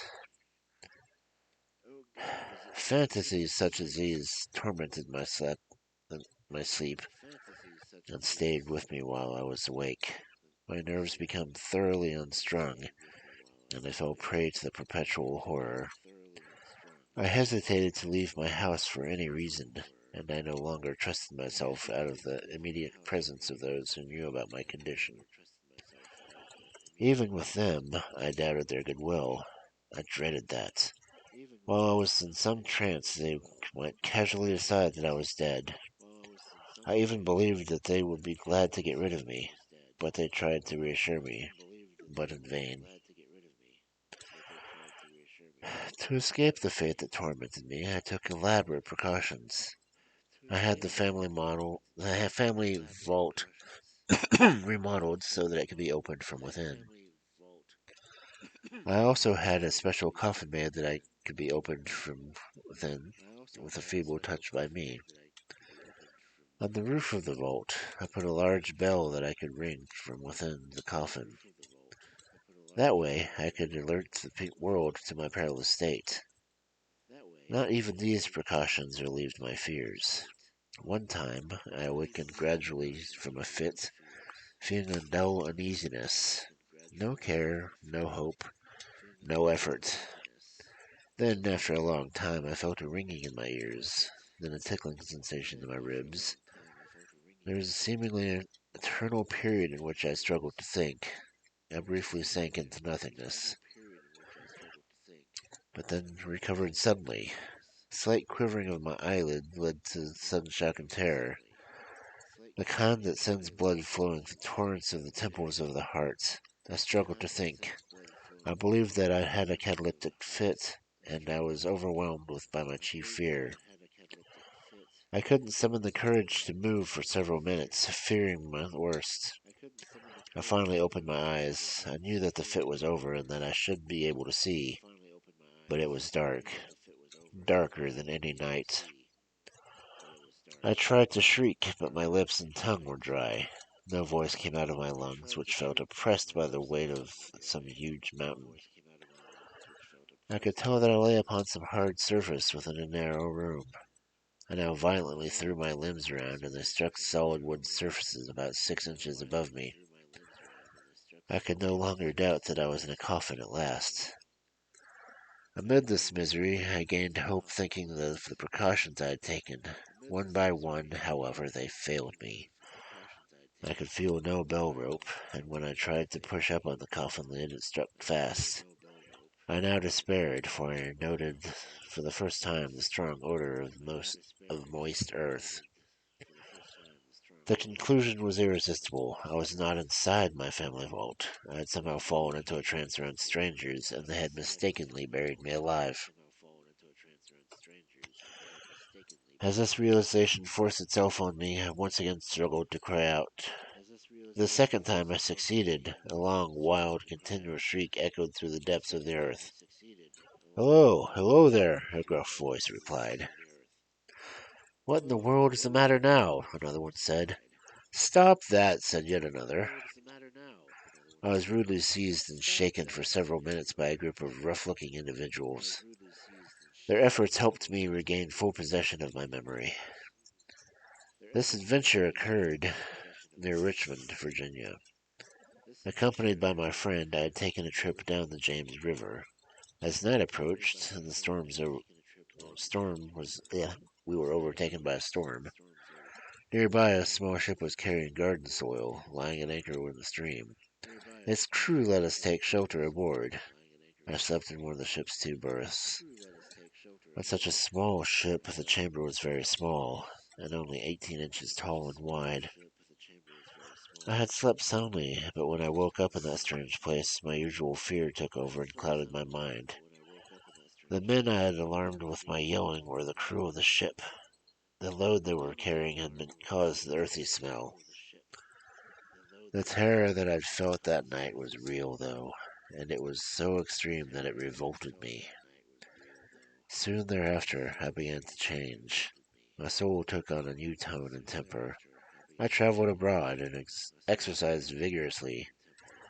I learned to relax and breathe free air of heaven. I thought about subjects other than death. In short, I became a new man and lived a new kind of life. After that memorable night, I dismissed my deathly fears forever, and with them vanished my cataleptic disorder.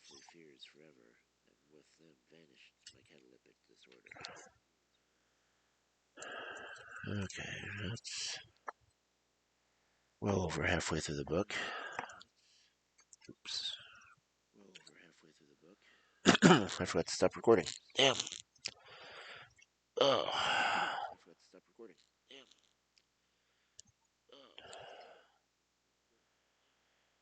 Let's see. That is 5 or 6 words. Hmm.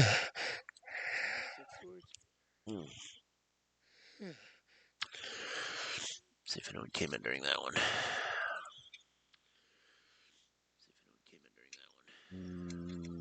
Separina.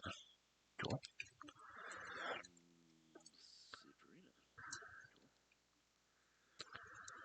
Oh, people are coming in. That's a good sign. If anyone's in there right now, feel free to pop up on chat.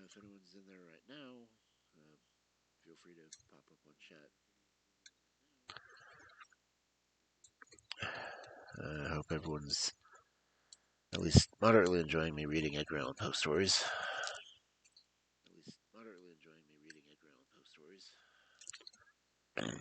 Oh, excuse me.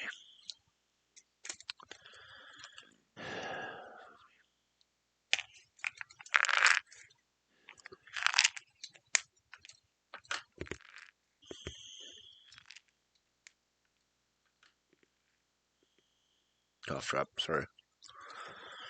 I tend to chew on them when they're small.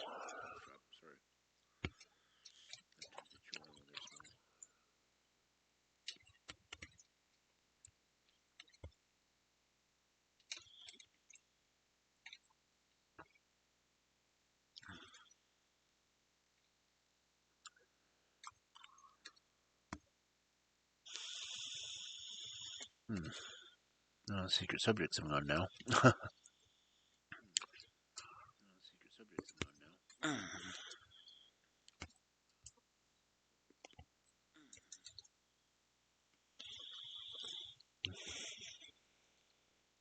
So the next story in the book is The Fall of House of Usher.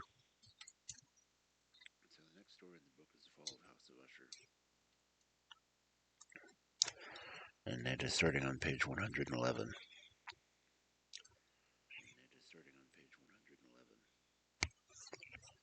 The last story in this is The Raven, and it's on 189.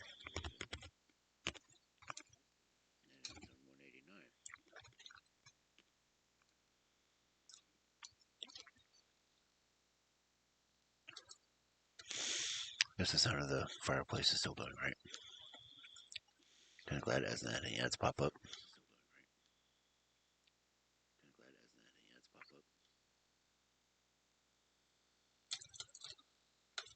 There we go.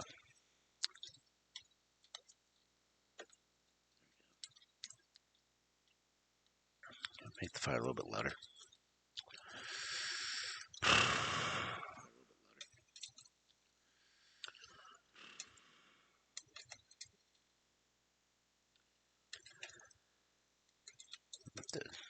Find a way to trim off the last section of that last recording.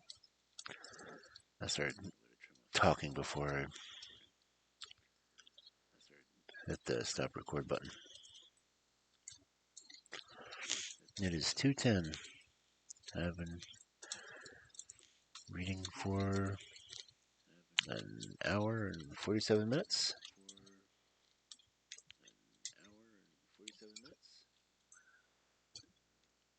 Probably the longest reading stream I've done for a while.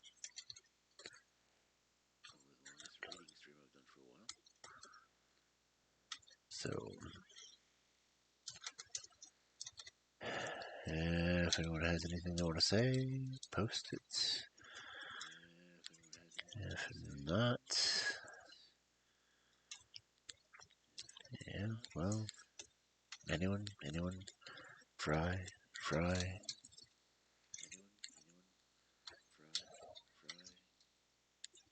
No one said nothing, so yeah, there's that. I will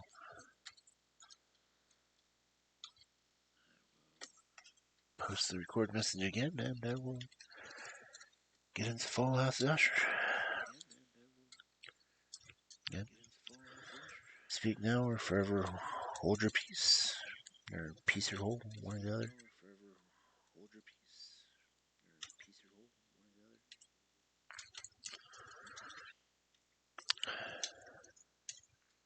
Why don't I have the timestamps on these things?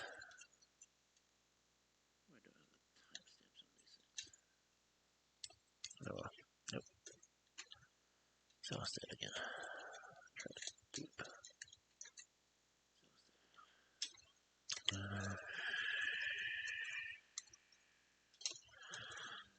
I'll do that.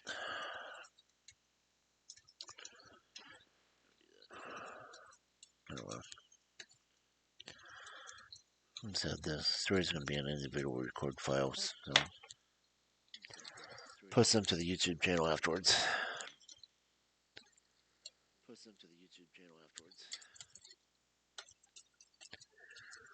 Ugh.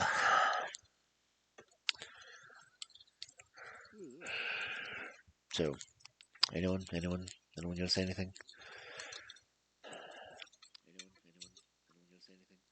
No, yes, no, maybe so. 2:13 a.m. on a Sunday.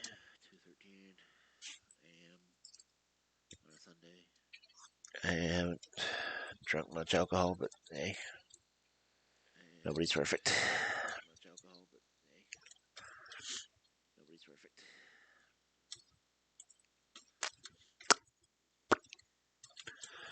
Okay, record message going up.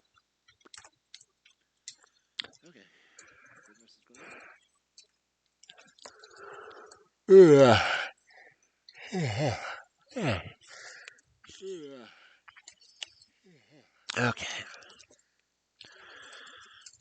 Recording starting in 3, 2, 1.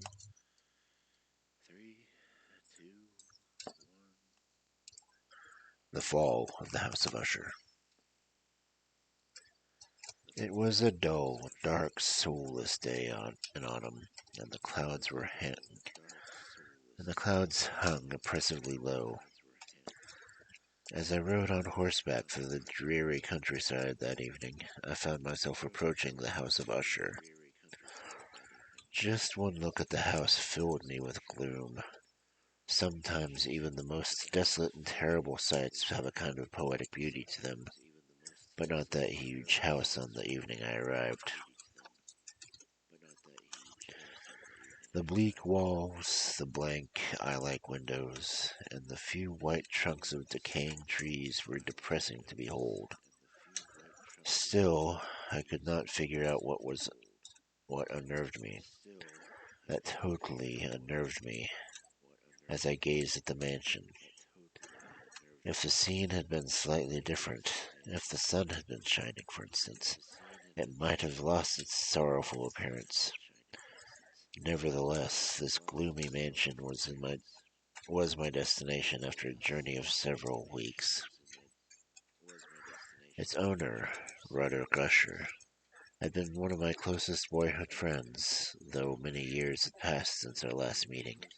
I had recently received a letter from him that left me no choice but to go see him in person. The writer spoke of a severe bodily illness that coupled with a mental disorder that overwhelmed him. He wanted to see me, his best, and indeed only, personal friend.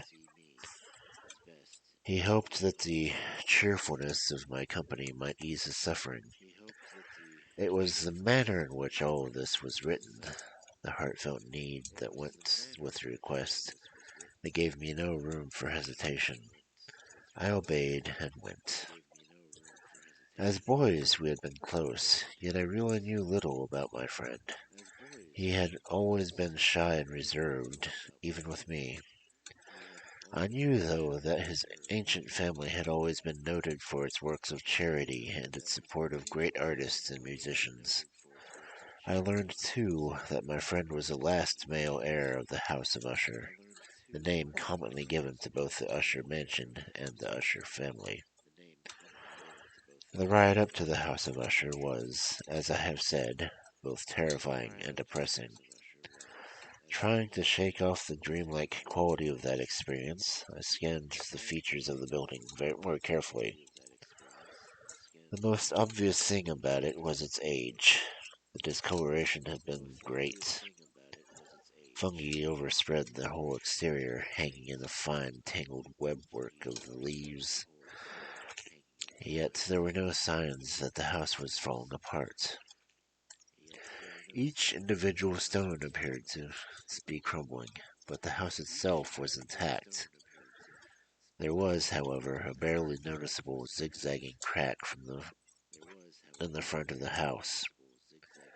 It ran from the top of the building all the way down to the murky waters of the small mountain lake that sulked in front of the house.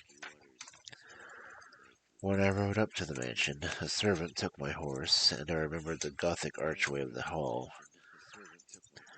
The butler of stealthy step led me in silence through many halls and intricate passages leading to his master's studio.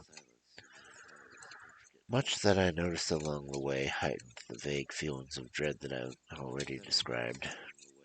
The objects around me were familiar from my youth: carved wooden ceilings, somber tapestries, black wooden floors, and ancient armor. Nevertheless, these ordinary objects stirred dark, unfamiliar feelings in me. One of the staircases I met the family doctor. His face, I thought, wore an expression of low cunning. He greeted me with a wary sort of fear and passed on. The butler then drew open the door and led me into the presence of his master. The room in which I found myself was very large and lofty. The windows were long, narrow, and pointed, and at so vast a distance from the black oaken floors that they could not be reached from inside the room. Feeble gleams of reddish light made their way through the panes. There was enough light to see the biggest objects in the room, but the light struggled to reach the chamber's more remote corners. Dark draperies hung upon the walls. The furniture was large, comfortless, antique, and tattered.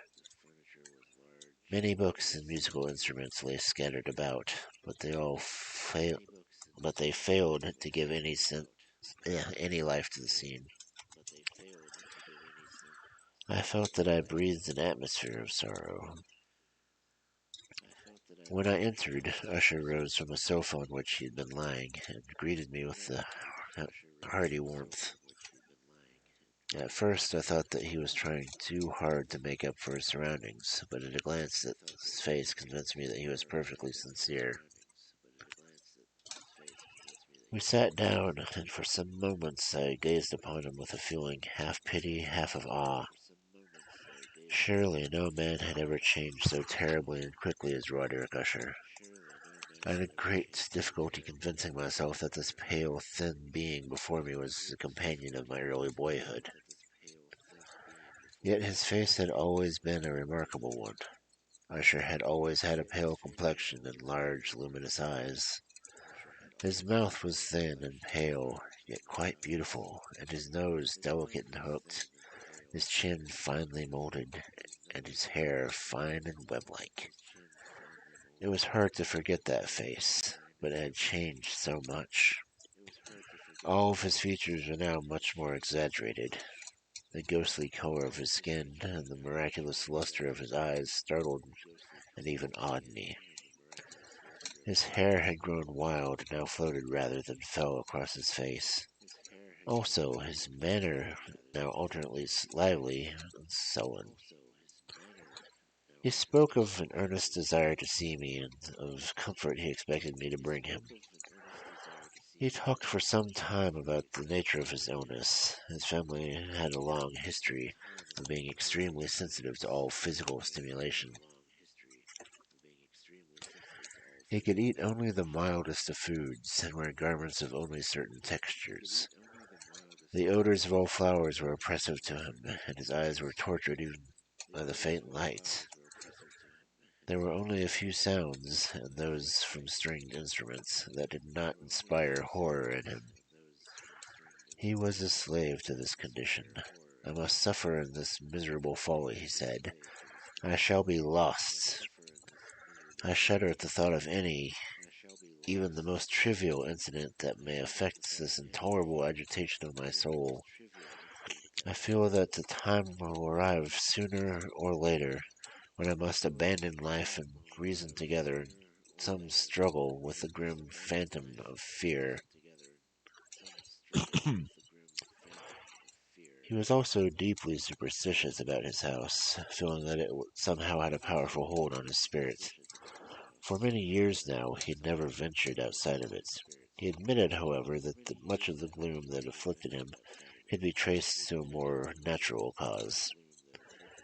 His tenderly beloved sister, Madeline, his sole companion and relative for many years, had long been racked by severe illness. Her death, he told me, with a bitterness that I will never forget, would leave me the last of the ancient race of ushers. While he spoke, the Lady Madeline passed through the distant part of the room. Without acknowledging my presence, she disappeared.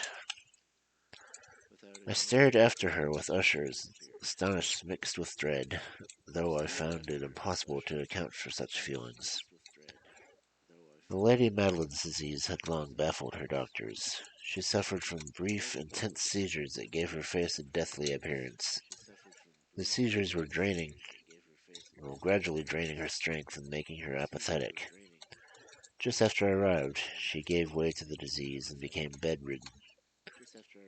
I learned from her grief-stricken brother that the glimpse I'd had of her was the first day was probably the last I would see while she was living. For the next several days, her name did not come up. During this time, I tried hard to cheer up my melancholy friend. We painted and read together, or I listened, as if in a dream, to the wild improvised songs he played on his guitar. As we became close again, I saw the uselessness of my efforts. His mind radiated gloom. The master of the House of Usher had formed many strange opinions during his years as a recluse. For example, he believed that plants could think and feel. He thought that mere objects had the same powers. He even saw those qualities in the gray stones of his mansion. The evidence for such extraordinary claims, he said, lay in the terrible influences that had shaped his family's fate for centuries, leaving him as the sole heir. He blamed those stones for the awful state into which he had fallen.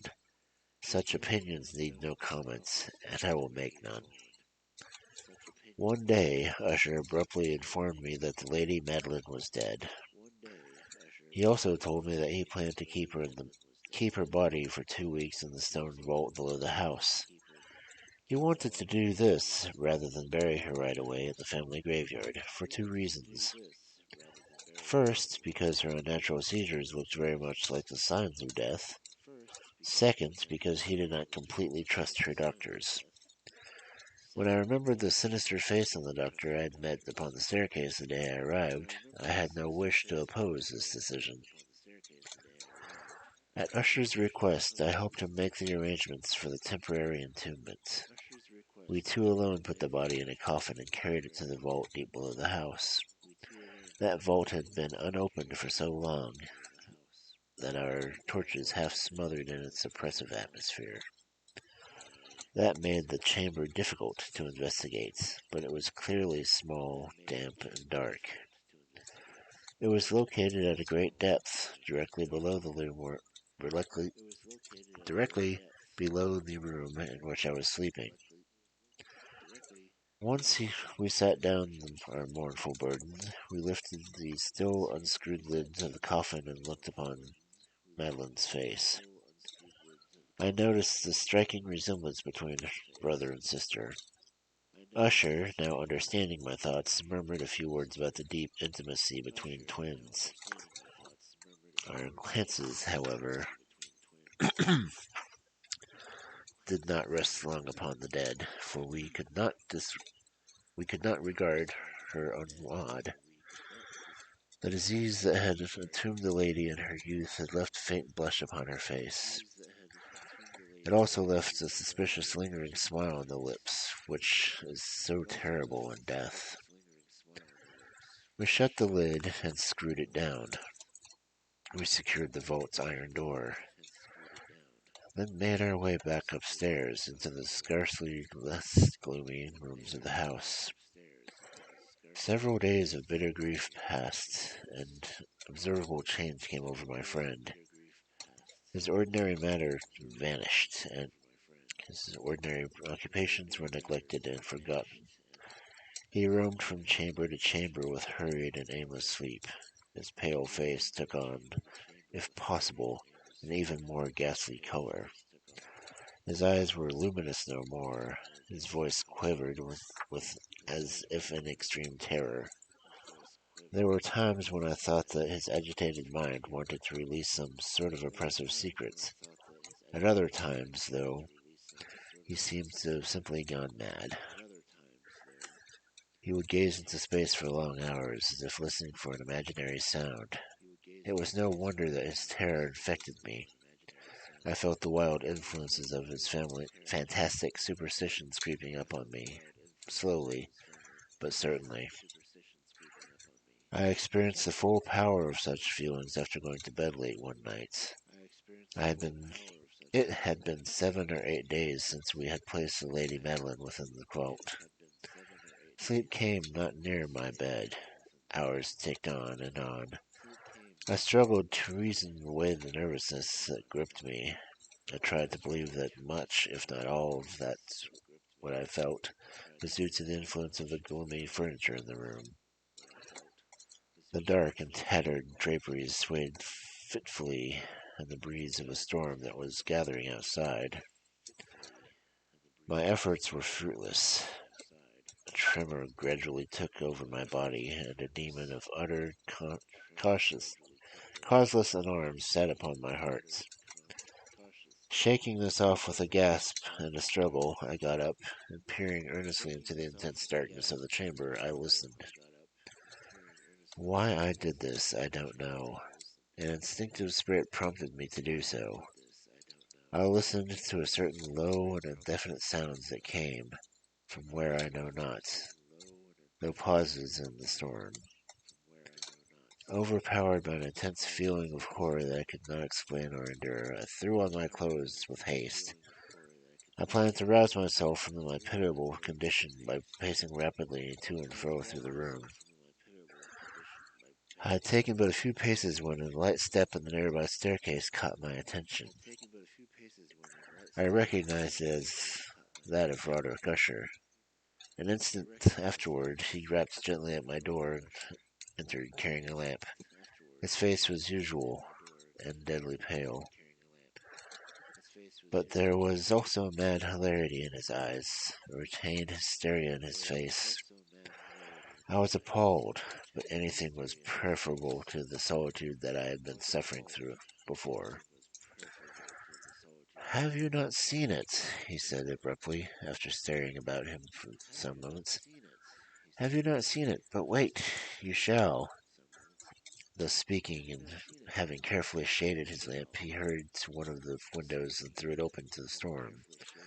The fury of the entering gust nearly lifted us off our feet. It was a wild yet sternly beautiful night.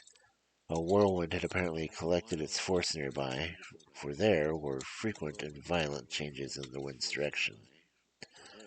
The clouds hung dense and low enough to touch the mansion's roof, but that did not prevent us from noticing the lifelike way in which it careened into each other without passing into the distance. There were no flashes of lightning, yet on each cloud surface and on the objects around us there was an unnatural glow. You must not see this, I told Usher, as it led as I led him gently and firmly from the window to a seat. These appearances seem strange, but it's merely an electrical storm. Let's close the window. The air is chilling and dangerous for you. Look, here is one of your favorite novels. I will read, and you shall listen. In this way we shall pass the night together. I was half joking about the antique book that I picked up. It was a shallow adventure story that could little hold interest for my sensitive, troubled friend.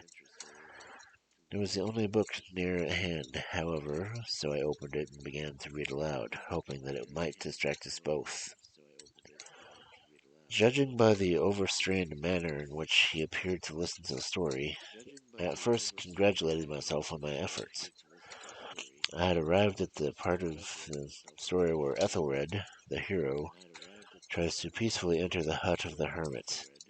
When that fails, the hero gains entrance by force. The passage reads, And Ethelred, who was valiant and mighty, waited no longer for the hermit, who was stubborn and cruel by nature. Ethelred, feeling the rain upon his shoulders and fearing the rising storm, made quick blows with his mace against the hermit's door. In this way, he cracked, ripped, and tore it open. The sound of the efforts echoed through the forest. As I finished reading the sentence, I was almost startled by a dull noise that sounded almost exactly like the one I had described. It seemed to be echoing from a distant part of the mansion. Just a coincidence, no doubt. After all, the storm outside was causing a jumble of noises throughout the house.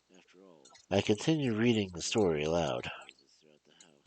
But the good champion Ethelred, now entering the door, was enraged and amazed to see no sign of the cruel hermit. Instead, he saw a huge, scaly dragon with a fiery tongue. It guarded the palace of gold with the silver floor. Upon the wall there hung a shining brass shield with the motto, "Who entereth hereon and conqueror hath been. Who slayeth the dragon, the shield he shall win." And Ethelred lifted up his mace and struck the head of the dragon, which fell before him with a shriek so horrid and harsh and piercing that Ethelred had to close his ears with his hands against the dreadful noise of it. Here again I paused abruptly, and now with a feeling of wild amazement, for there could be no doubt whatsoever that in this instance I actually did hear a low, distant, harsh sound. It sounded like either screaming or grating. I could not tell which. But it was exactly like the sound described in the book. Started this second coincidence, I still had enough presence of mind to avoid exciting my companion.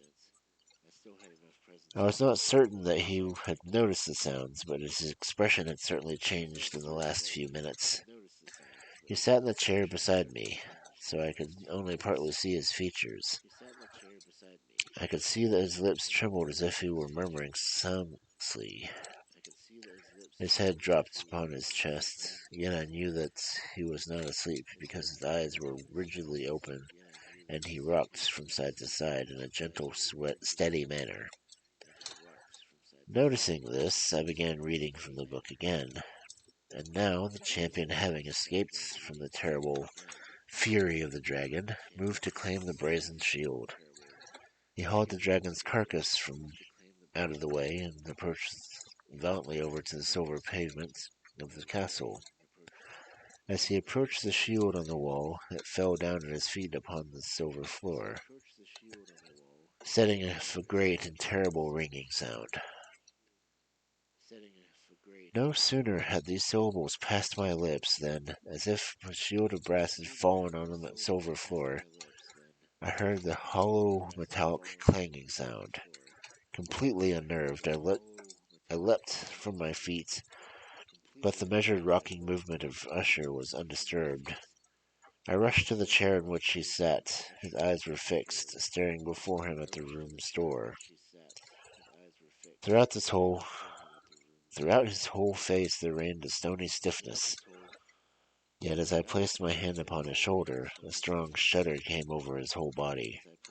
A sickly smile quivered about his lips, and he spoke in a low, hurried, and gibbering murmur as if unconscious to my presence.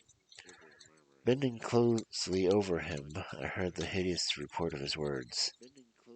Not hear it? Yes, I hear it, and have heard it. Long, long, long, many minutes, many hours, many days. Have I heard it?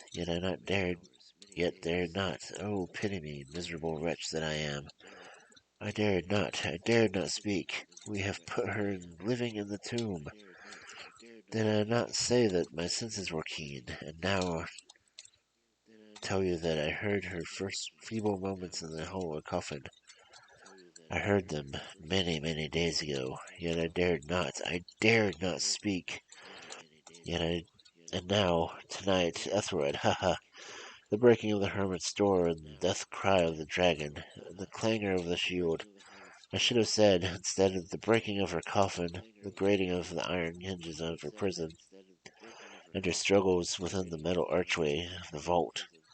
Oh, where shall I fly? Will she not be here soon? Is she not hurrying to avenge herself on me for my heist? Have I not heard her footsteps on the stairs? Do I not distinguish that heavy and horrible beating of her heart? Madman! Here he sprang furiously to his feet and shrieked out the syllables as if he were giving up his soul. Madman, I tell you that she now stands outside the door. It seemed as if the superhuman energy of his speech had the power of spell. The huge antique doors to which he pointed now slowly opened. It was the work of the rushing, gusting wind, but outside those doors there did stand a tall, enshrouded figure of Lady Madeline of Usher. There was blood in her white robes, evidence of the bitter struggle in every portion of her skeletal frame. For a moment she remained trembling and reeling to and fro outside the door. Then with a low, moaning cry, she fell heavily inward upon her brother. In her violent and final death agony, she dragged him to the floor a corpse, and the victim of the terrors he had expected. From that chamber and from that mansion I fled in terror. The storm was still abroad in all the wrath, and suddenly a wild light shot along the path. I turned to see where it had come from, since the mansion was the only thing behind me. The radiance was that of the full, setting, blood-red moon. It shone through the barely noticeable zigzag crack of the house that I mentioned before. While I watched, this opening rapidly widened. There came a fierce breath of the whirlwind, and the moon's entire radiance burst at once upon my sight. My brain reeled as I saw the mighty walls come crashing down. There was a long, tumultuous, shouting sound like the voice of 1,000 waters, and then the deep, dank mountain lake closed suddenly and silently over the last fragments of the House of Usher.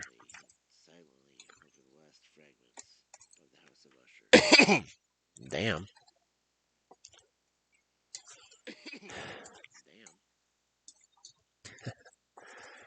Okay. What? Are there 2 stories left in this book? 2 stories left. Pit and the Pendulum and the Raven.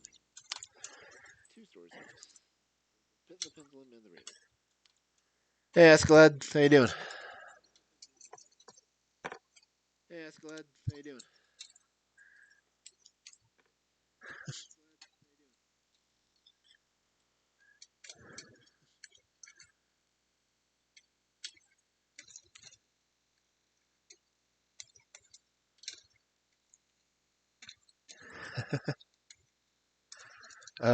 Pretty good. Just trying to re-record my storytelling on this book, so.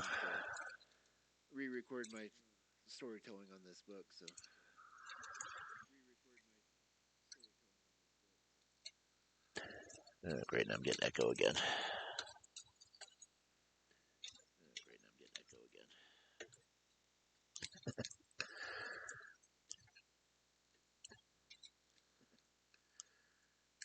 I just got up.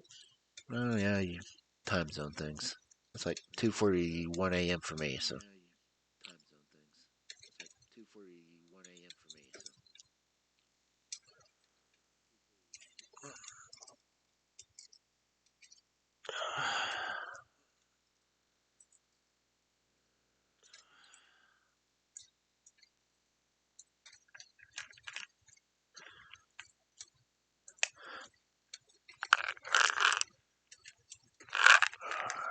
Coughing. So how did the rest of your debut go? I guess yesterday. I think I missed the last half of it because I got called away from the computer for a while.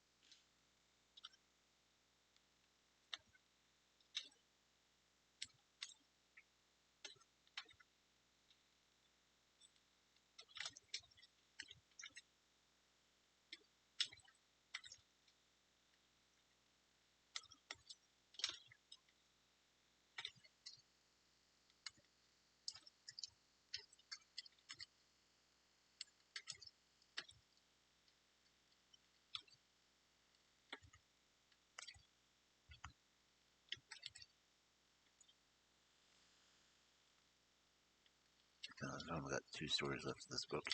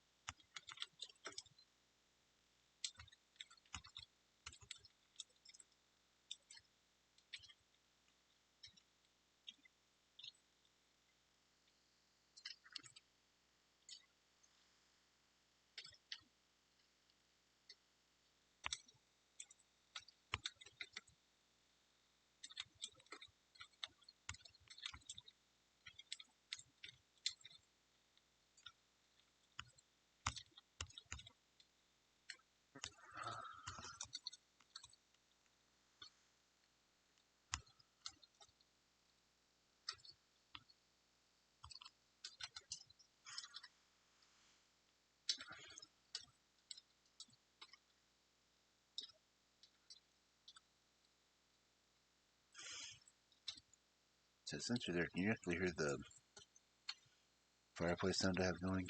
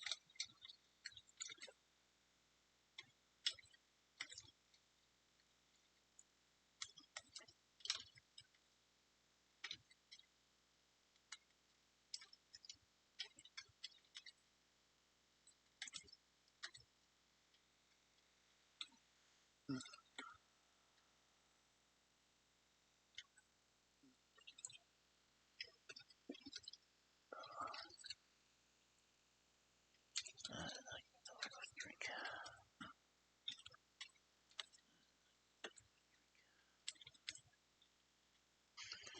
So are you gonna hang around for another story, or do you have some other stuff to take care of?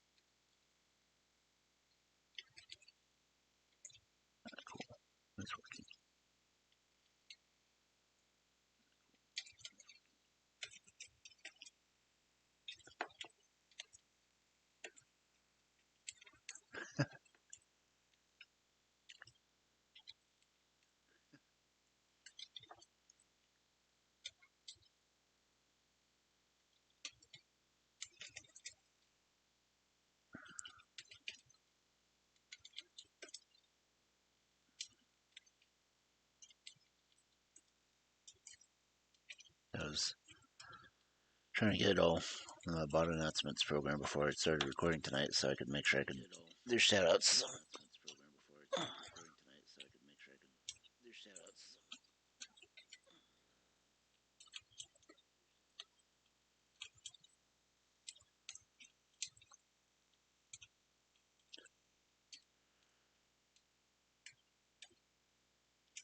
So I guess the rest of your debut went good.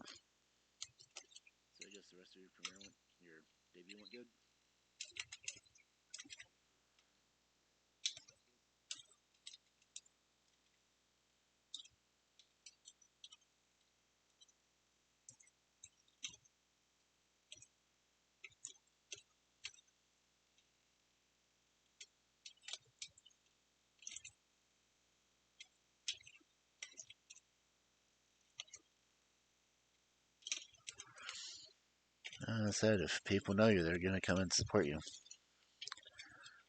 I just have bad hours for when I'm doing things that no one can ever show up when I'm doing it.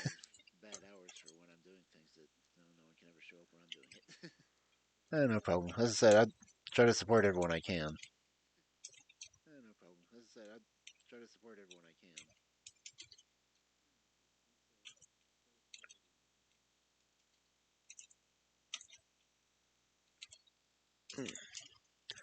I don't think I ever did an official debut for my stuff, so I just went from recording, then I got the artwork, then I edited the artwork. So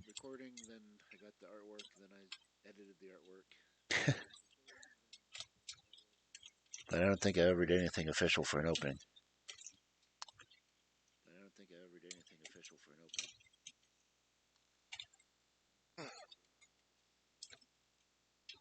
Unless you count the like 17-minute video I did for YouTube.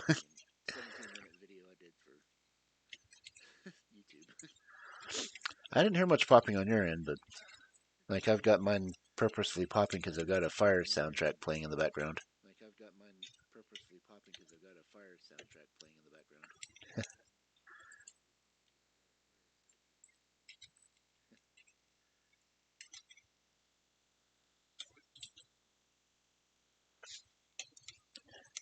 I'm using a Razer headset that I got for my video game playing, so I figured I had a decent microphone, so I'd go ahead and continue using it.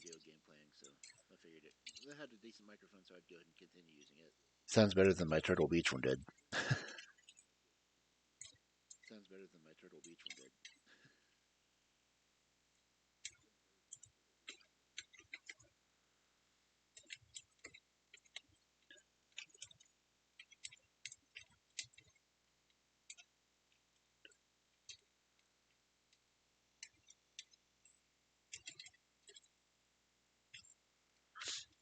So are you streaming from a console to the computer, or are you just doing straight computer?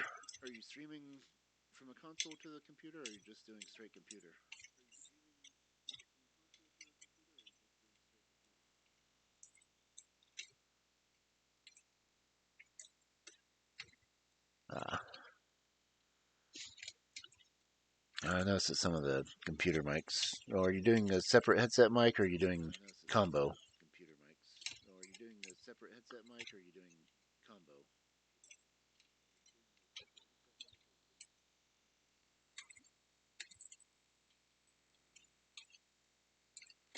Okay, yeah, stand-up mics.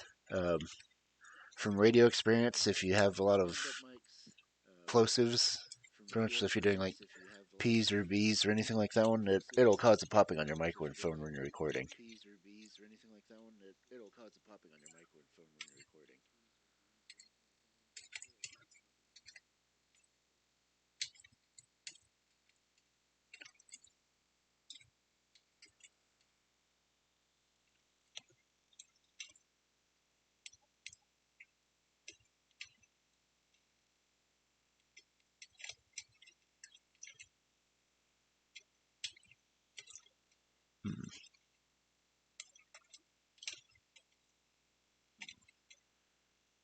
OBS does have mixing issues occasionally.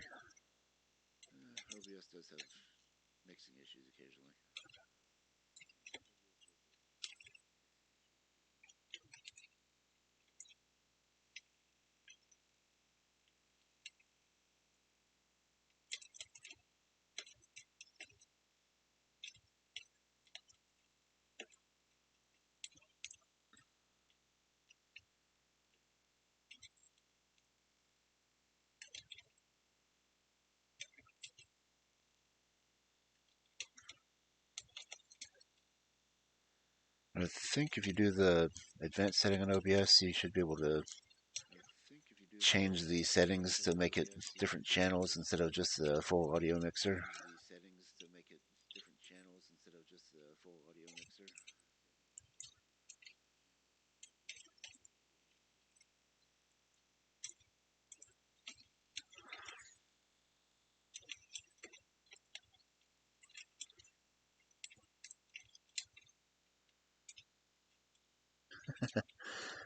Uh, my stream right now is just me doing story recording, so it's.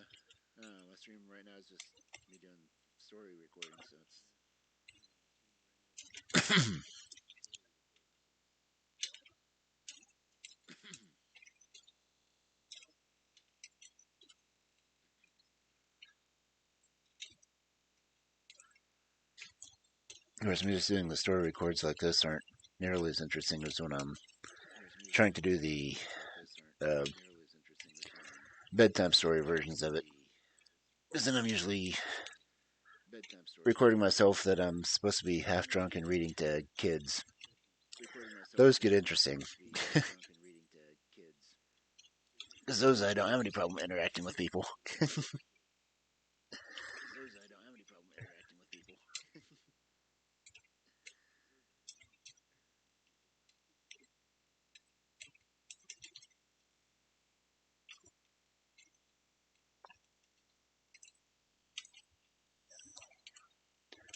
Of course, those are usually the ones that like title "Drunk Uncle Reading Stories." So.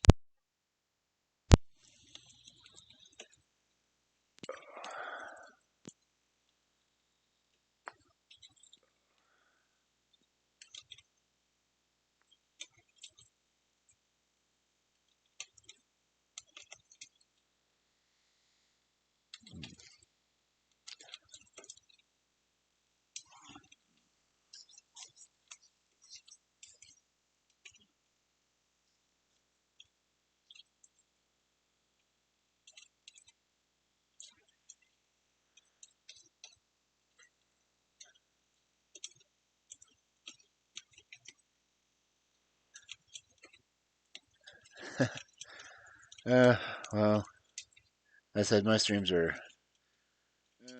fairly rambling.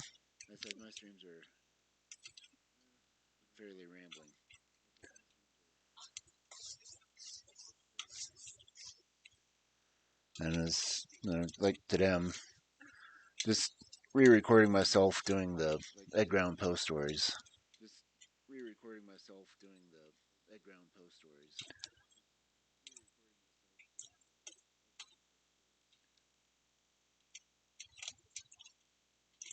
Meaning I'm not recording right now, so that's why I'm doing the regular talking.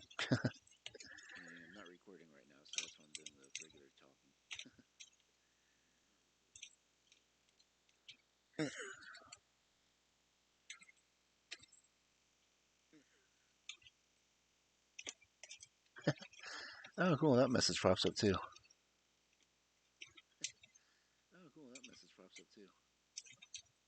Let's see. That means that you probably popped up as a follow.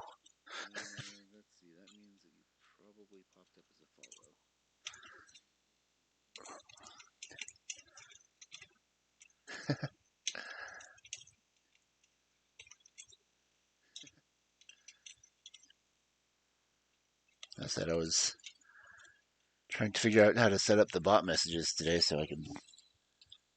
If I was accidentally ignoring someone when I was reading, that they'd at least know what I was doing.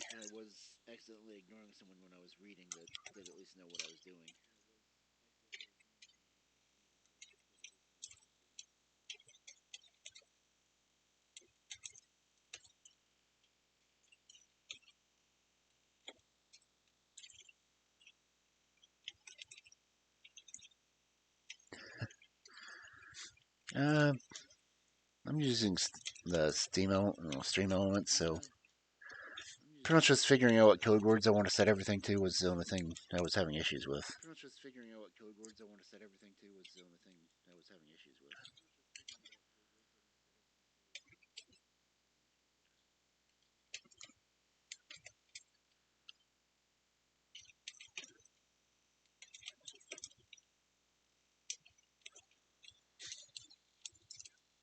It's like I have the sound alerts turned off right now because I didn't want anything interrupting the recording.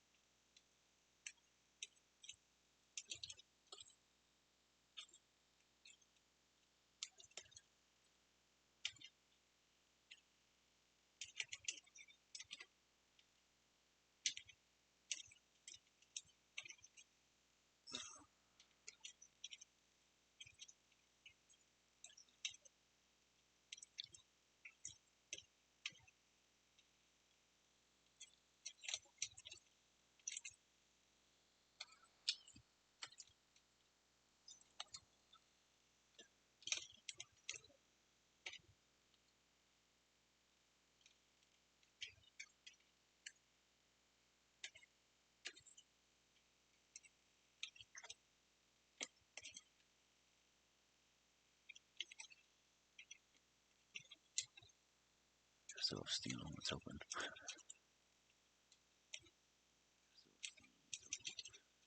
I do.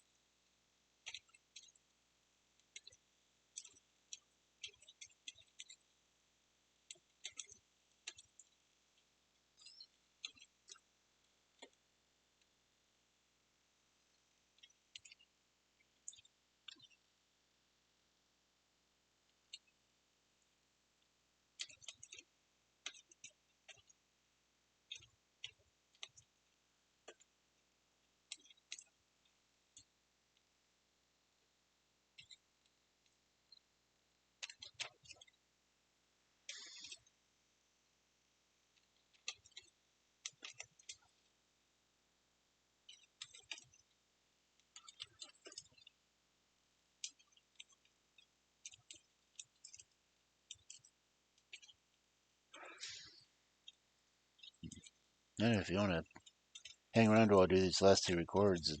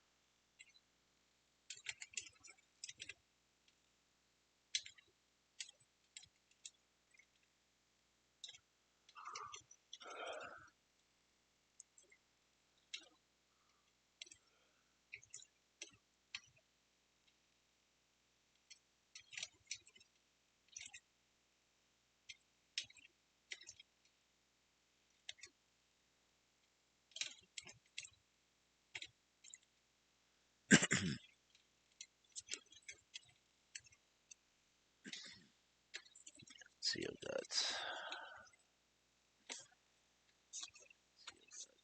the pendulum and the raven left in this book.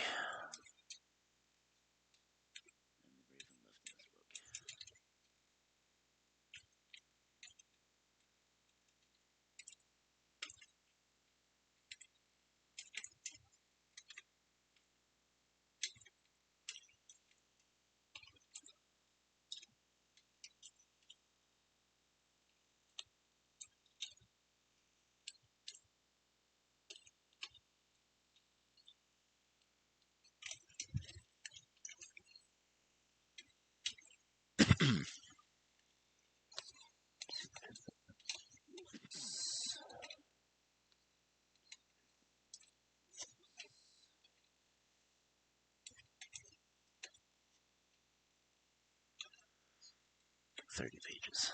Should be fine. I'm going to go and start recording again, so if I go quiet, you'll know what's going on. Oh. Go no responsive anyway. Just like, this is one of the messages I programmed into the bots. My record message.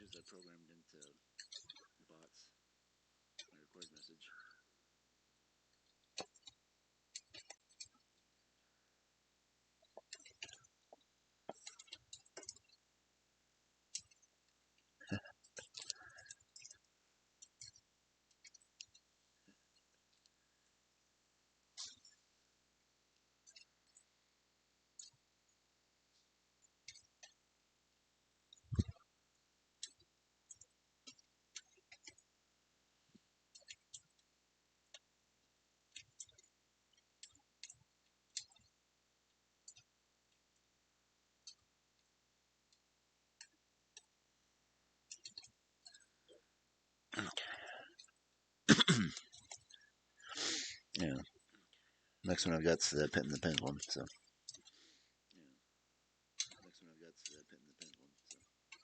So, hit and record in 3, 2.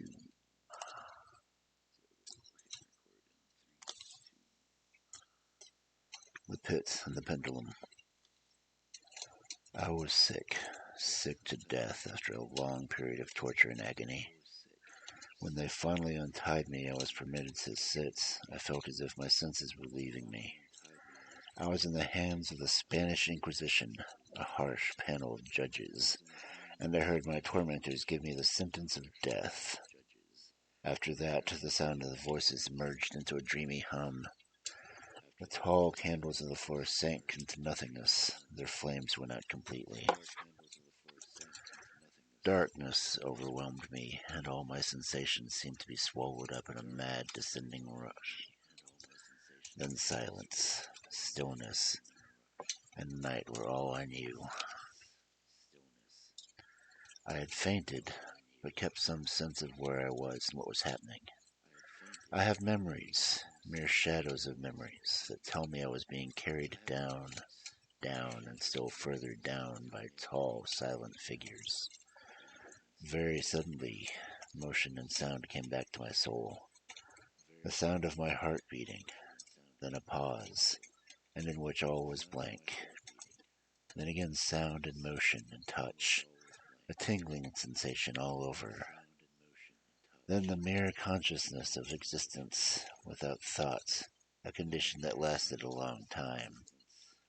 Then very suddenly, thought, and shuddering terror, and earnest efforts to understand where I was and what my fate was. Then a strong desire to fall into unconsciousness again. Then a rushing revival of soul and a successful effort to move. Then came a full memory of the trial, of the judges, of the deep black tapestries, of tall candles, of the sentence, of the sickness, of the swoon. So far I had not opened my eyes. I felt that I lay on my back, unbound. I reached out my hand, and it fell upon something damp and hard. There I left it for many minutes, while I tried to imagine where and what that thing could be. I could not bring myself to look. I dreaded my first glance at the objects around me. Finally, I opened my eyes, and my worst thoughts were confirmed. The blackness of eternal night surrounded me. The intensity of the darkness oppressed me and made it hard to breathe. I lay quiet and tried to think. Once I remembered that I had been sentenced by the Inquisition. I had tried to understand my real condition. Had I been sent to the dungeon to wait a public execution, which would not take place for several months? This I realized at once could not be the case. Anyone sentenced to death by the Inquisition was executed immediately. Moreover, the dungeon that I'd been in before, as well as all the Inquisition death cells, had stone floors and allowed at least some light. This cell did not. A fearful idea now sent blood rushing into my heart. For a brief period, I passed out again. Upon recovering, I tried to get to my feet at once, trembling all over. I thrust my arms wildly above and around me in all directions. I felt nothing, yet I was afraid to move a step for fear that I would find myself trapped inside the walls of a tomb. Perspiration burst from every pore and stood on big, cold beads upon my forehead. The agony of suspense grew unbearable, so I cautiously moved forward with my arms extended and my eyes straining from their sockets in hope of catching some faint ray of light. I took several paces, but all was the blackness and emptiness. I breathed more freely. It seemed that I had not been buried alive. Had I been left in this world of darkness to die of starvation? Or was even fearful fate waiting for me? Either way, I knew too well that result would be death, and a bitter death at that. It was only a question of when and how. My outstretched hands finally met a solid wall, very smooth, slimy, and cold. I followed it around, stepping with careful distrust. I had heard about the traps and tricks that the Inquisition played on its prisoners. I could not tell how large the cell was. I tore off a piece of my rough robe that I was wearing and jammed it into a fragment in the cranny of the wall. I could not fail to meet this rag after making one complete trip around the cell, so I thought, but I had not counted on the great size of the dungeon, or in my weakness. The ground was moist and slippery. I staggered onward for some time, then I stumbled and fell. My fatigue made it impossible for me to get up. Soon sleep overtook me. Upon waking and stretching forth an arm, I found beside me a loaf of bread and a pitcher of water. I was much too exhausted to wonder about this. I just ate and drank eagerly. Shortly afterward, I resumed my tour around the prison, and with much toil at last came upon the fragment of cloth. After counting my paces, I guessed that the dungeon was 50 yards around. I had met with many angles in the wall, however, so I could not guess about the shape of the vault. I knew that this of mine proved no point, and curiosity kept me going. Leaving the wall, I decided to cross the floor. At first, I walked with extreme caution, for the floor was made of solid material, was coated with slime. After a little while, however, I took courage and began to step firmly. I wanted to cross as in a direct line as possible. After taking about 10 or 12 paces in that manner, my legs became entangled in the torn edge of my robe. I fell violently on my face. In the confusion of the fall, I did not immediately understand how lucky I had been. My chin rested upon the slimy floor of the prison, but my lips and the upper portion of my head touched nothing. At the same time, my forehead seemed bathed in a clammy mist, and a peculiar smell of decayed fungus hit my nostrils.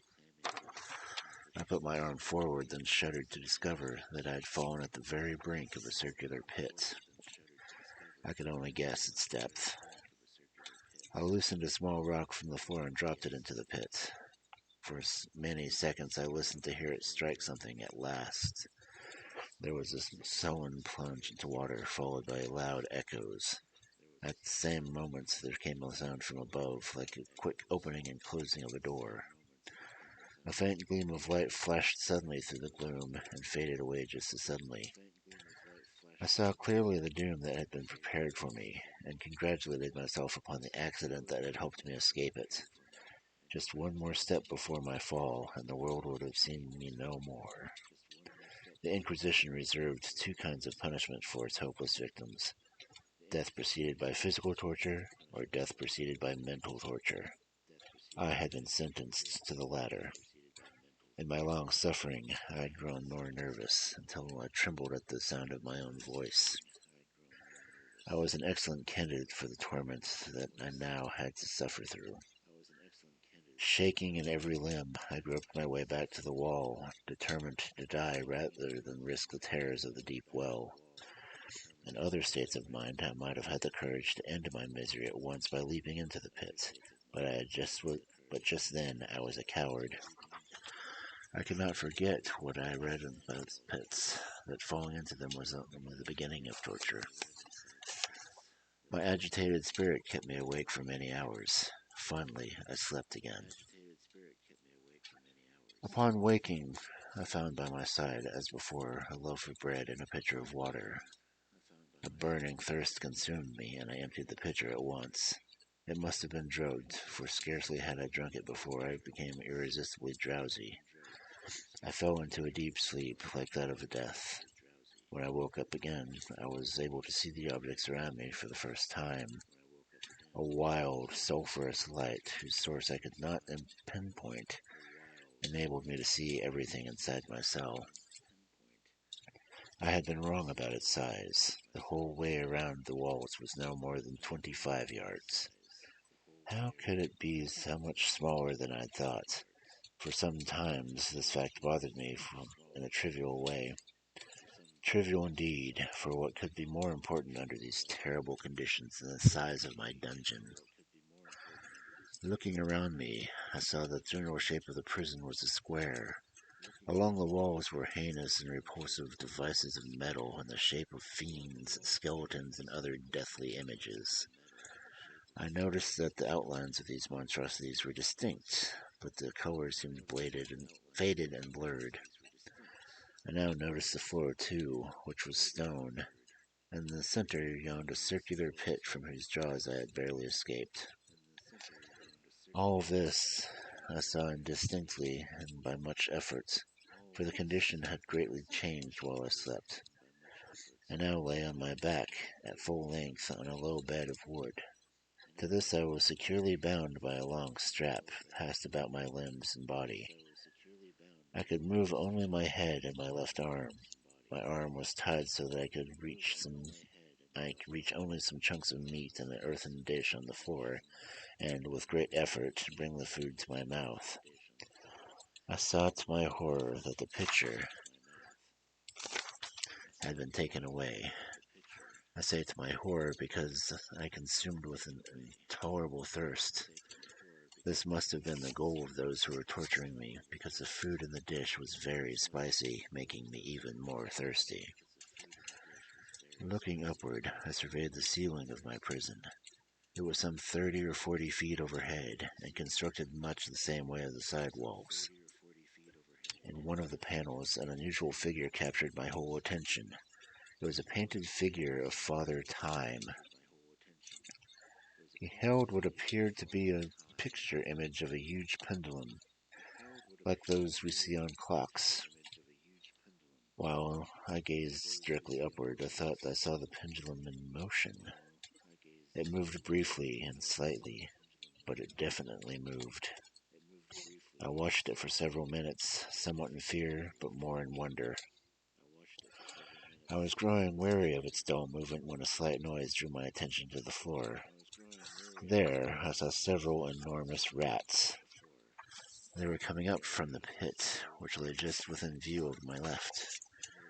While I watched, they came up hurriedly with hungry eyes, lured by the scent of the meat. It took much effort to scare them away. It may have been half an hour, maybe an hour, before I again looked upward. What I saw then amazed me. The sweep of the pendulum had increased its width by nearly a yard. Its speed was also much greater, but what mainly disturbed me was a realization that it had moved lower. I observed with terror that the pendulum was a huge razor made of glittering steel. It swung from a huge rod of brass, and the whole thing hissed through the air as it swept back and forth.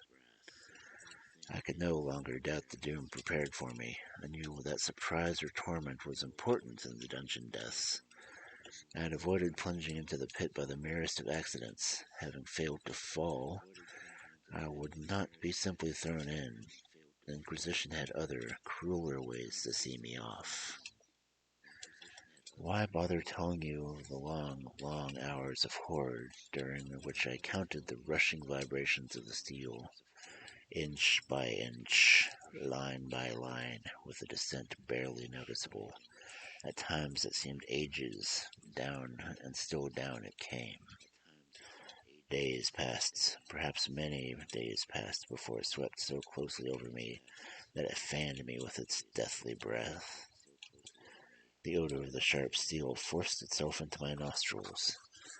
I prayed, wore out heaven with my prayers for the blade to move faster. I grew frantically mad and struggled to force myself upward against the sweep of the fearful blade. Then I suddenly felt calm. I lay smiling at the glittering death the way that a child looks at some rare toy.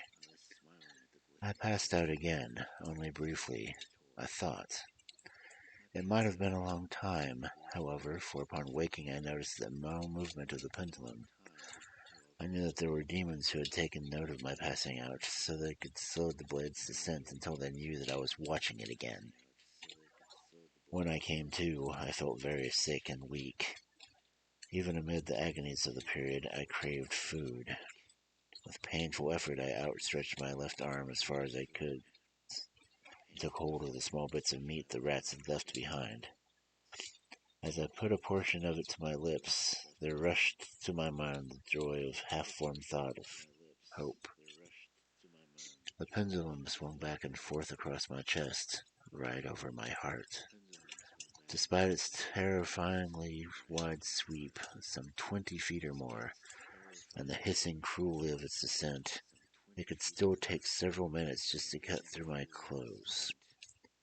I forced myself to think about how the blade would sound as it passed across my garments, upon the particular throwing sensation that the friction of the cloth produces on my nerves, and I thought about this until my teeth were on the edge.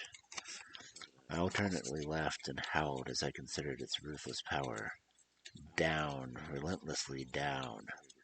The blade vibrated within 3 inches of my chest. I struggled violently, furiously to free my left arm. This was free only from the elbow to the hand. As I said, I could reach my hand from the bowl beside me and to my mouth only with great effort. If I could have broken the fastenings above my elbow, I might have tried to grab the pendulum and tried to stop it. I might as well have tried to stop an avalanche. Down it came. I gasped and struggled against each vibration. I shrunk lower at its every sweep.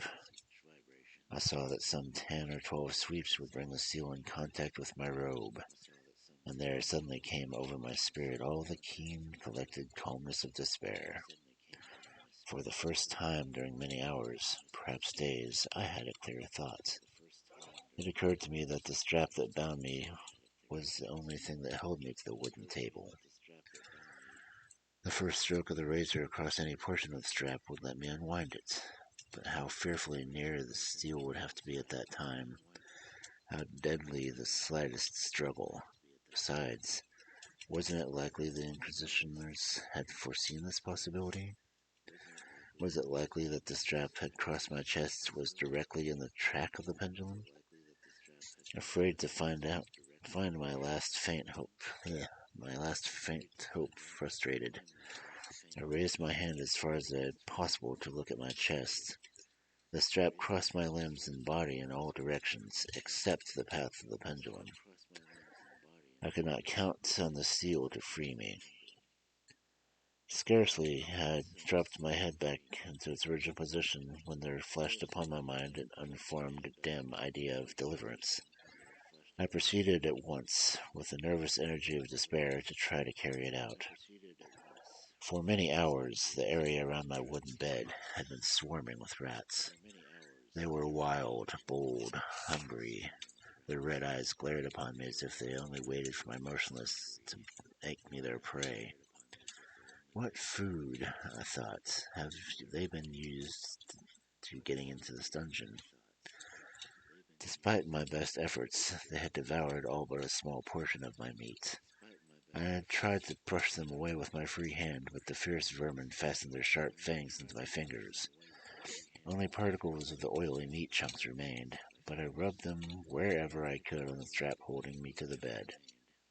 Then, raising my hand from the floor, I lay breathlessly still.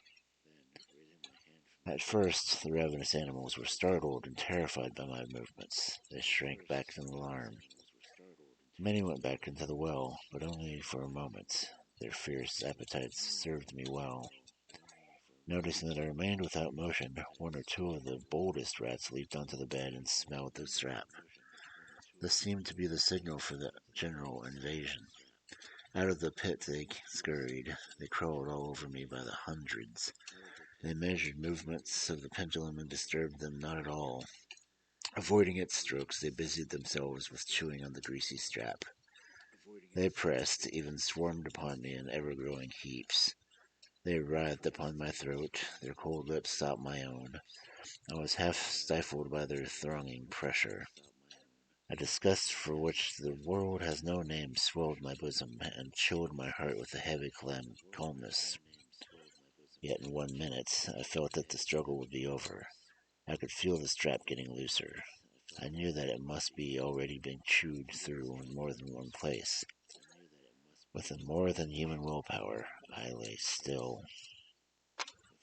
My endurance was rewarded. At last I was free. The strap had been chewed to pieces, but the stroke of the pendulum, however, pressed against my chest.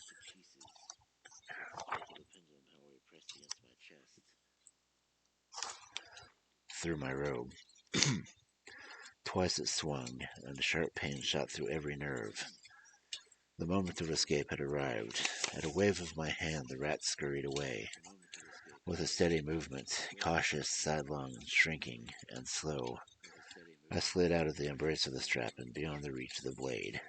For the moment, at least, I was free. Free, but still in the grip of the Inquisition. I had scarcely stepped from the wooden bed of terror when the horrible machine stopped. I saw it being pulled back up to the ceiling by some invisible force. It was a lesson that I took desperately to heart. Every moment of certainly being watched. Free, but I had escaped death in one form of agony, to be delivered into worse than death of another. With that thought, I rolled my eyes nervously around, looking at the iron barriers that hemmed me in. Something unusual, some change that I could not grasp at first, had taken place in the room. I fell into many minutes of dreamy and trembling trance of useless, unconnected thoughts. During this period, I became aware for the first time where the sulphurous light that lit my cell was coming from. It came from a crack about half an inch wide that extended around the prison at the base of the walls. I knelt down and tried to look through the crack, but to no avail. As I arose from the attempt, I could finally see in my fresh eyes how the chamber was being changed. The metal figures lining the walls were glowing fiendishly from an intense heat that they gave off. Demon eyes, wild and ghastly, glared upon me in 1,000 directions where none had been visible before. Unreal, even as I breathed the smell of the heated iron came to my nostrils, the suffocating odor swept throughout the prison. A deeper glow settled each moment in my eyes that glared agonies. I panted. I gasped for breath. There could be no doubt for the design of my tormentors. Oh, most unrelenting and demonic of men. I shrank from the glowing metal and back to the center of the cell. Into my thoughts of fiery destruction, the idea of a cool well came over my soul like a healing ointment. I rushed to the pit's deadly brink and looked below. The glare from the red-hot room lit every inch of the pit, yet I could not find the courage to jump. With a shriek, I rushed away from the edge and buried my face in my hands, weeping bitterly. The heat increased rapidly, and once again I looked up, shuddering. There had been a second change in the cell. Two of its walls had begun to move toward me with a low, rumbling sound. I could have I could have clasped the red walls to my chest with a garment of eternal peace. Death, I said, any death but that of the pit. It was the pit, however, that I was slowly being pushed towards. The room grew flatter and flatter as the wall was moved in with a speed that left me no time to think. I shrank away, but the unstoppable walls kept pressing me back towards the pit. At length, my burning and writhing body had not even an inch of foothold on the firm prison floor. I struggled no more, but the agony of my soul found vent in one loud, long, and final scream of despair. I tottered at the brink of the pit. Suddenly, I heard shouts and screams outside the cell. There was a loud blast of many trumpets. There was a hard pounding sound of 1,000 thunders. The fiery walls rushed back away from me. Even so, I could stay conscious no longer. Fainting, I began to fall into the abyss. Just in time, an outstretched arm caught me. It was General Lassalle. The French army had taken the city. I was free, and the Spanish Inquisition was in the hands of its enemy.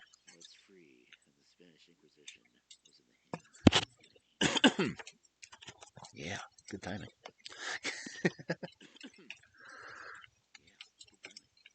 I was stammering a lot in that one. That's like a 30-some-odd page story.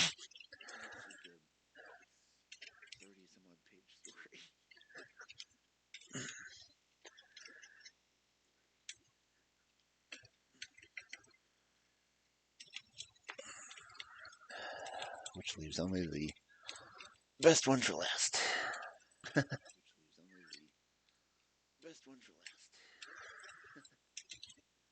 So what did you think of that one?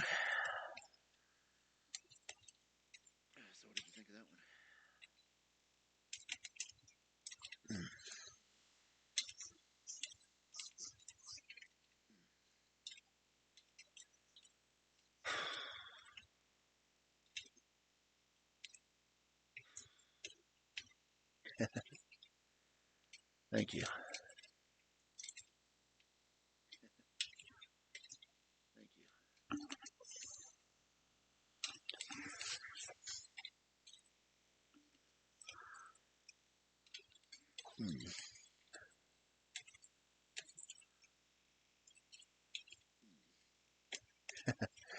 As I said, my stories change from time to time.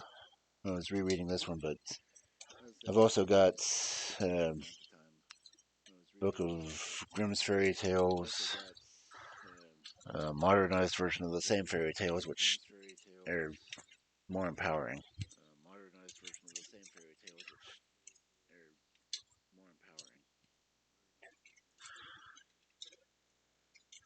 I like finding old books at estate sales so I can read them, and I figured, oh, if I'm going to be reading them, I might as well read them on here too.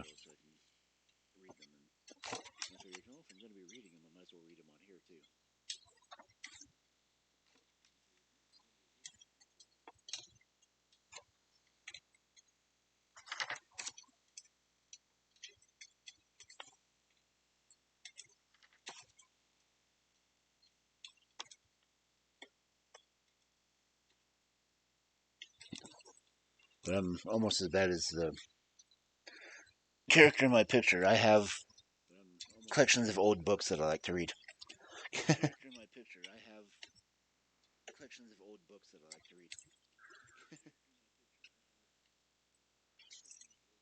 fact, I've got one book sitting next to me that is.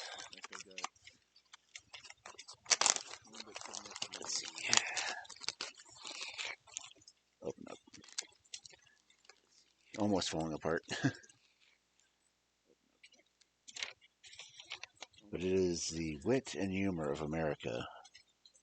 That was published in 1907.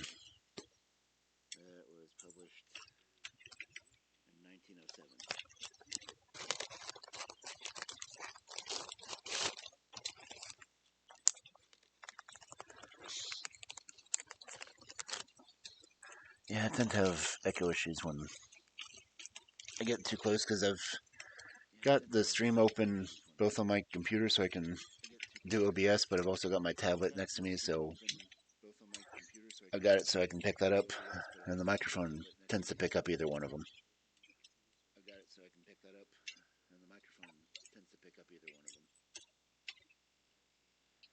Because if I completely mute my stream on the laptop,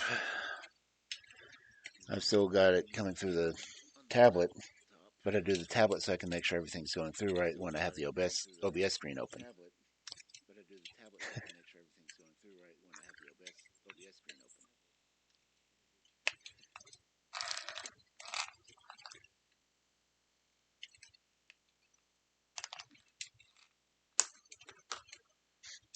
I really have to have the tablet open when I'm playing games because I'll be watching the game on the TV because I can remote into the consoles on the OBS. But if I'm doing it that way, I'm not looking at my laptop, I'm looking at the TV. So I have to have something between me and the TV that I can see what the text messages are.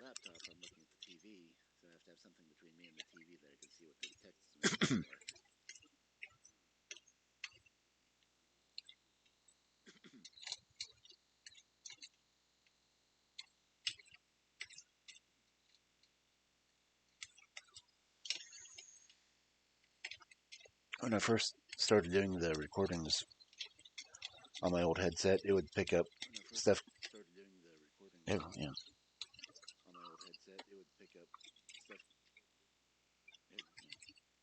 it would actually make my character on screen echo as well, so I'd be repeating myself on screen.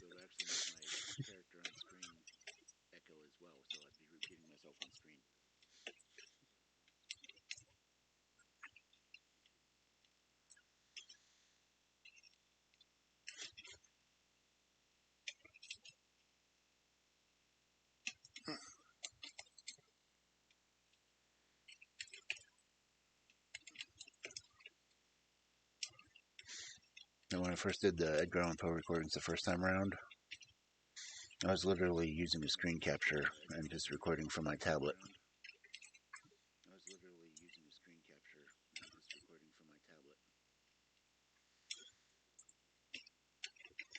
But then I found out I can do recordings on OBS without having to stream, and then I started re-recording everything. And I figured if I'm going to do that, I might as well just stream it.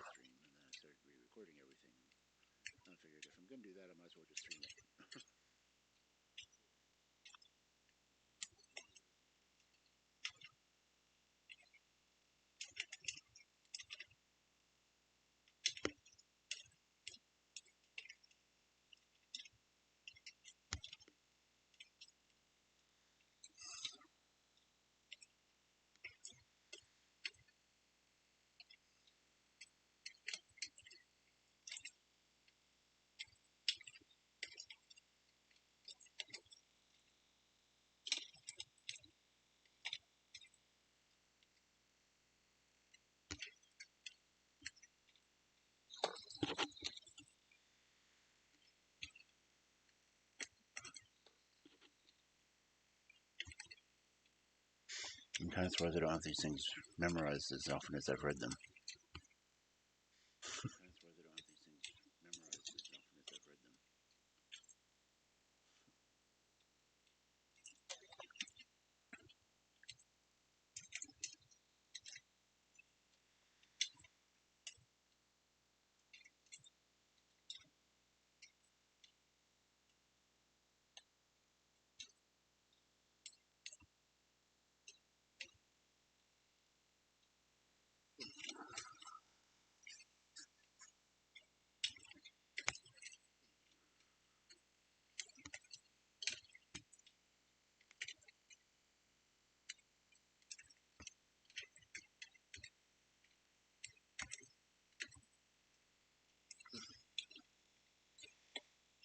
Let's see.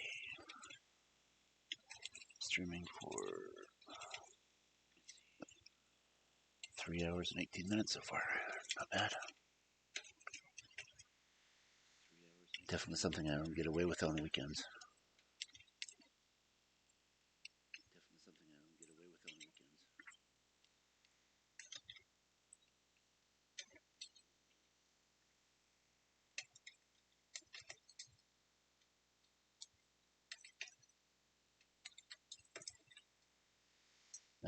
It's like I've got coffee set up, so if anyone ever has any suggestions of things that I can read, if they want me to read something, they can suggest it.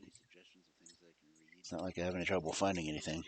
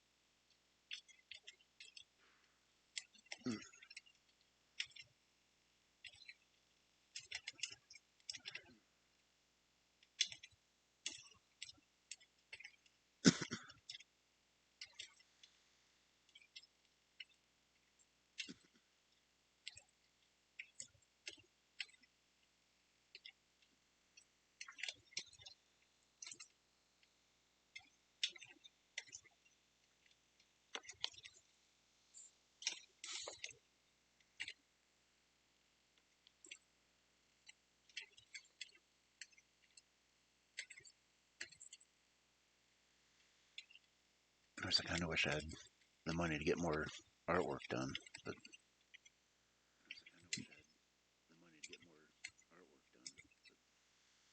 all the pictures I'm using are like commissions I've gotten over the past couple of years, but they're more for stories I've written than I expected to use for streaming.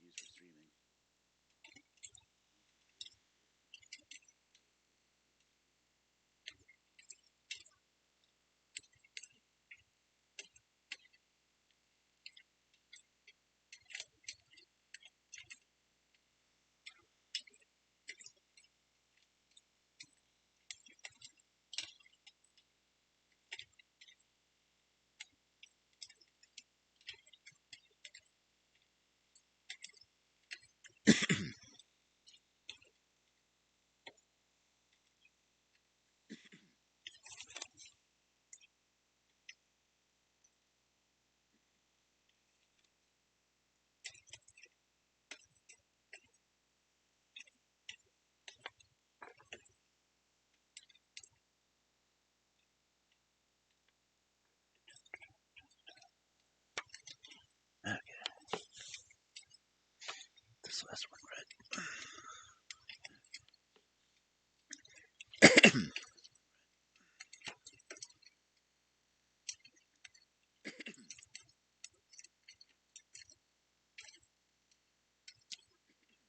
Okay, and recording in 3, 2, 1. The Raven.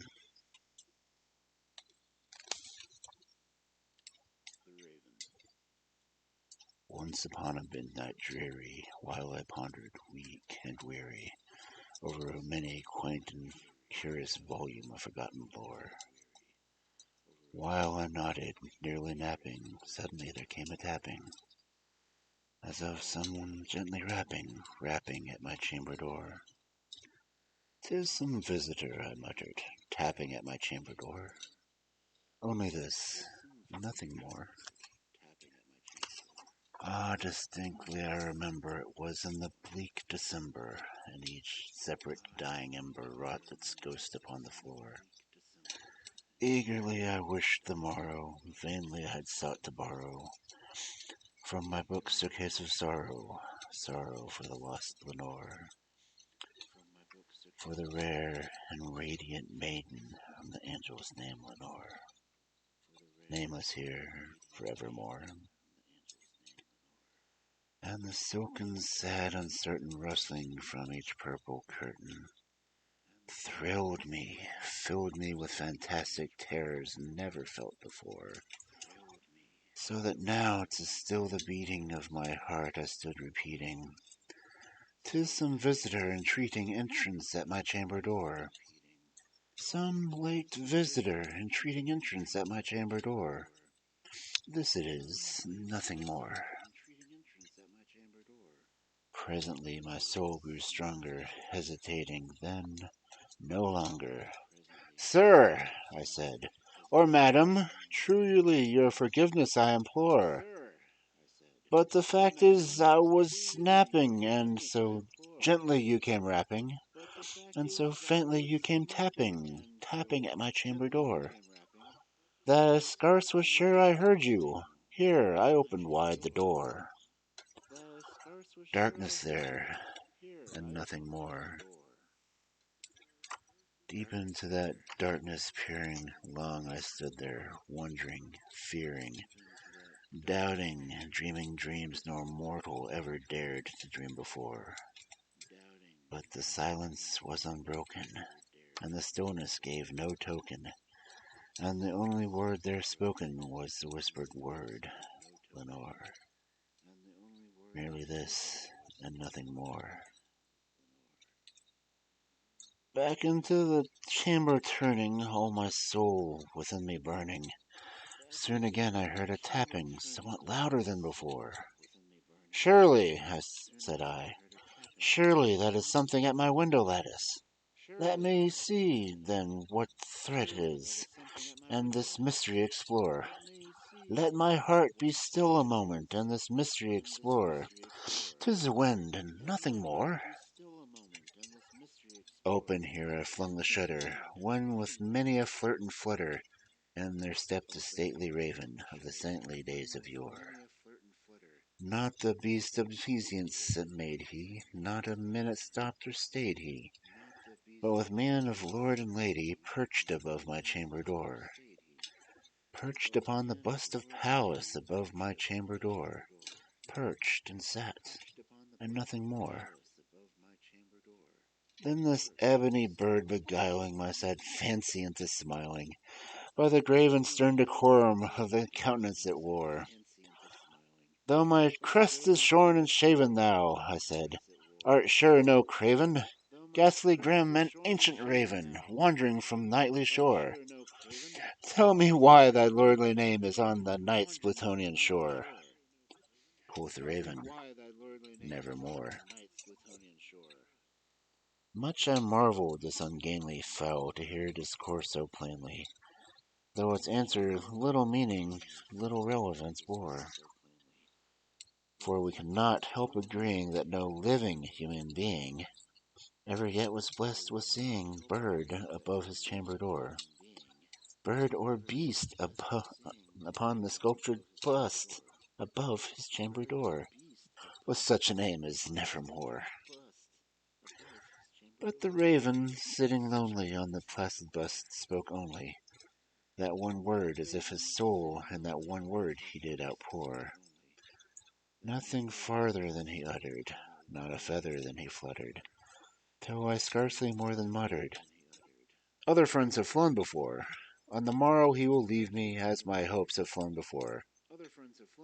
Then the bird said, nevermore.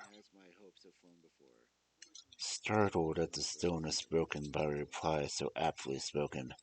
Doubtless, I said, what it uttered is only stock and store, caught from some unhappy master, from unmerciful disaster, followed fast and followed faster till his songs one burden bore, till the dirges of his hope that melancholy burden bore, of never and nevermore. But the raven still beguiling my sad fancy into smiling, straight I wheeled a cushioned seat in front of bird and bust and door. Then upon the velvet sinking, I betook myself to thinking, fancy unto fancy, thinking what's this ominous bird of yore? What this grim, ungainly, ghastly, gaunt, and ominous bird of yore meant in croaking, nevermore? This I sat engaged in guessing, but no syllable expressing, to the fowl whose fiery eyes now burned into my bosom's core. This and more I sat divining, with my head at ease reclining, on the cushion's velvet lining that the lamplight gloated o'er, but whose velvet violet lining with the lamplight gloated over, she shall press, ah, nevermore. Then methought the air grew denser, perfumed from an unseen censer, swung by seraphim whose footfalls tinkled on the tufted floor.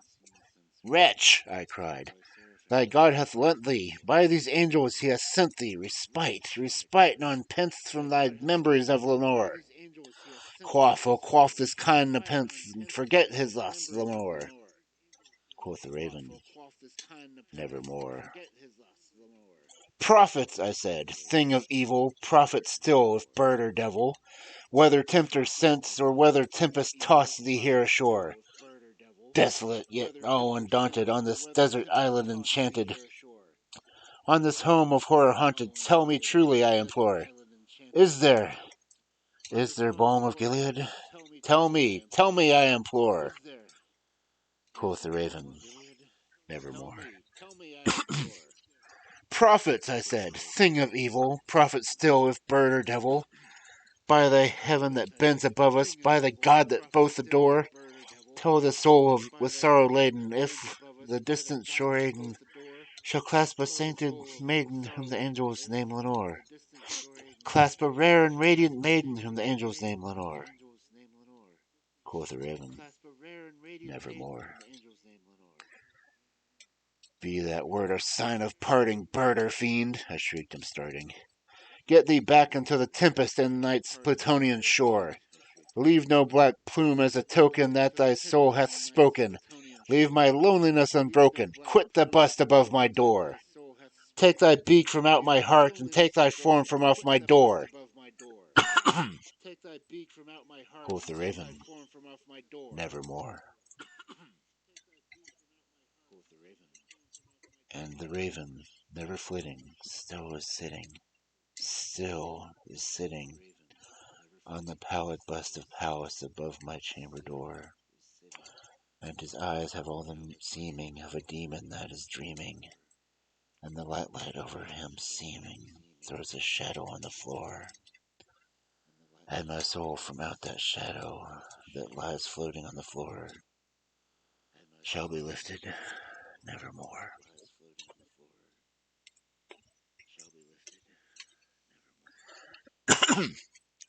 Damn, I really get into that one.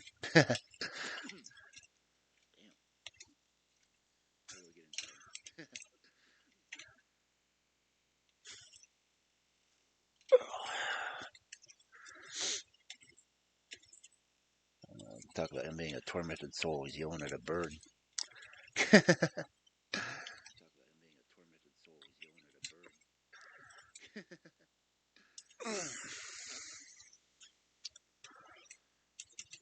See, that's 3.5 hours to read 8 Edgar Allan Poe stories. Not bad.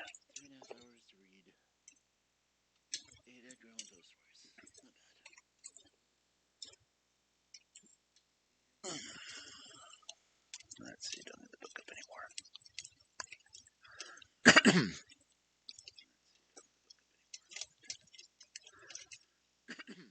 Yeah, it's fun when I was getting the picture I have done.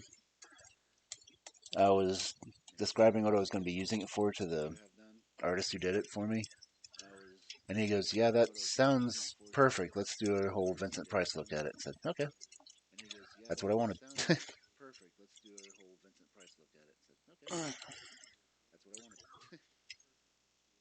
So he did the still image, and I actually went through and, well, made it so I could talk.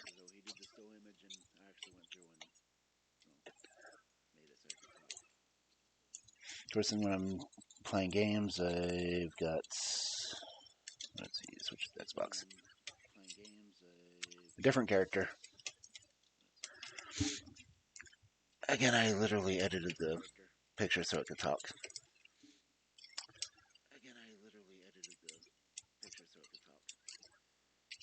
And when I'm just doing normal stuff, I go to the bar scene, and then it's got my regular image.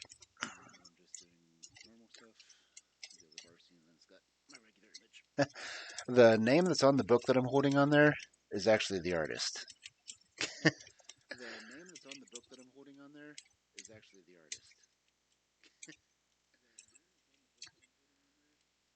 Let's say I have the artists put their names on the pieces so I can make sure that they're featured. I've got them down below in my credits and everything else too.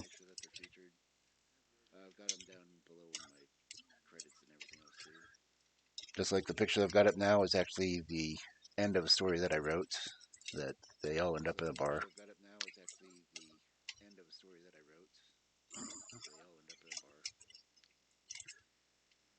And the one that's at the table laughing is my main character, the one that's, talking right now.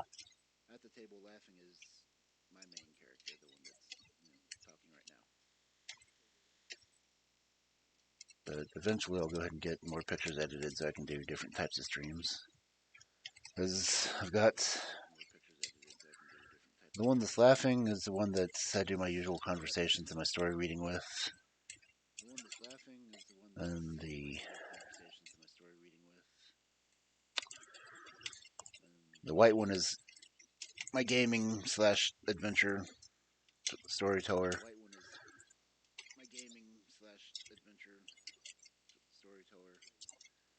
When I eventually get to the point that I'm doing music, it's the one up on stage.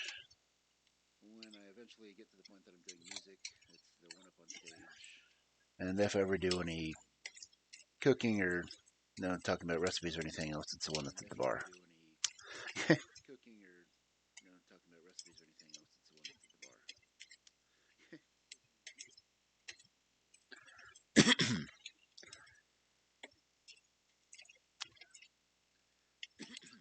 It's like one of the ones a stream I did earlier this week. I was doing it via the storyteller talking about the possibility of immortality.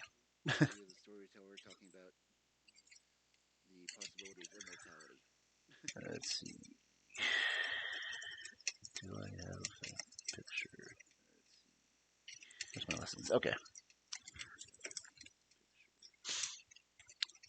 The picture that I've got up on the right is another one from one of the artists that did the 4-person picture.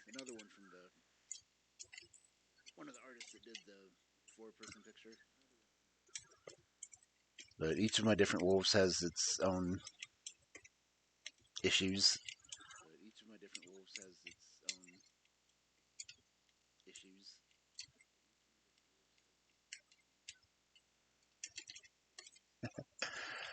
Uh, Actually, it's not so much a death book as it is a life book.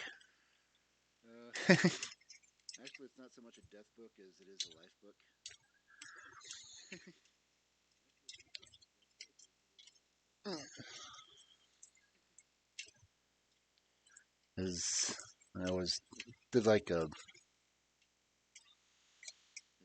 at least 45-minute to an hour conversation about how you can make yourself immortal by making sure you leave memories of yourself everywhere.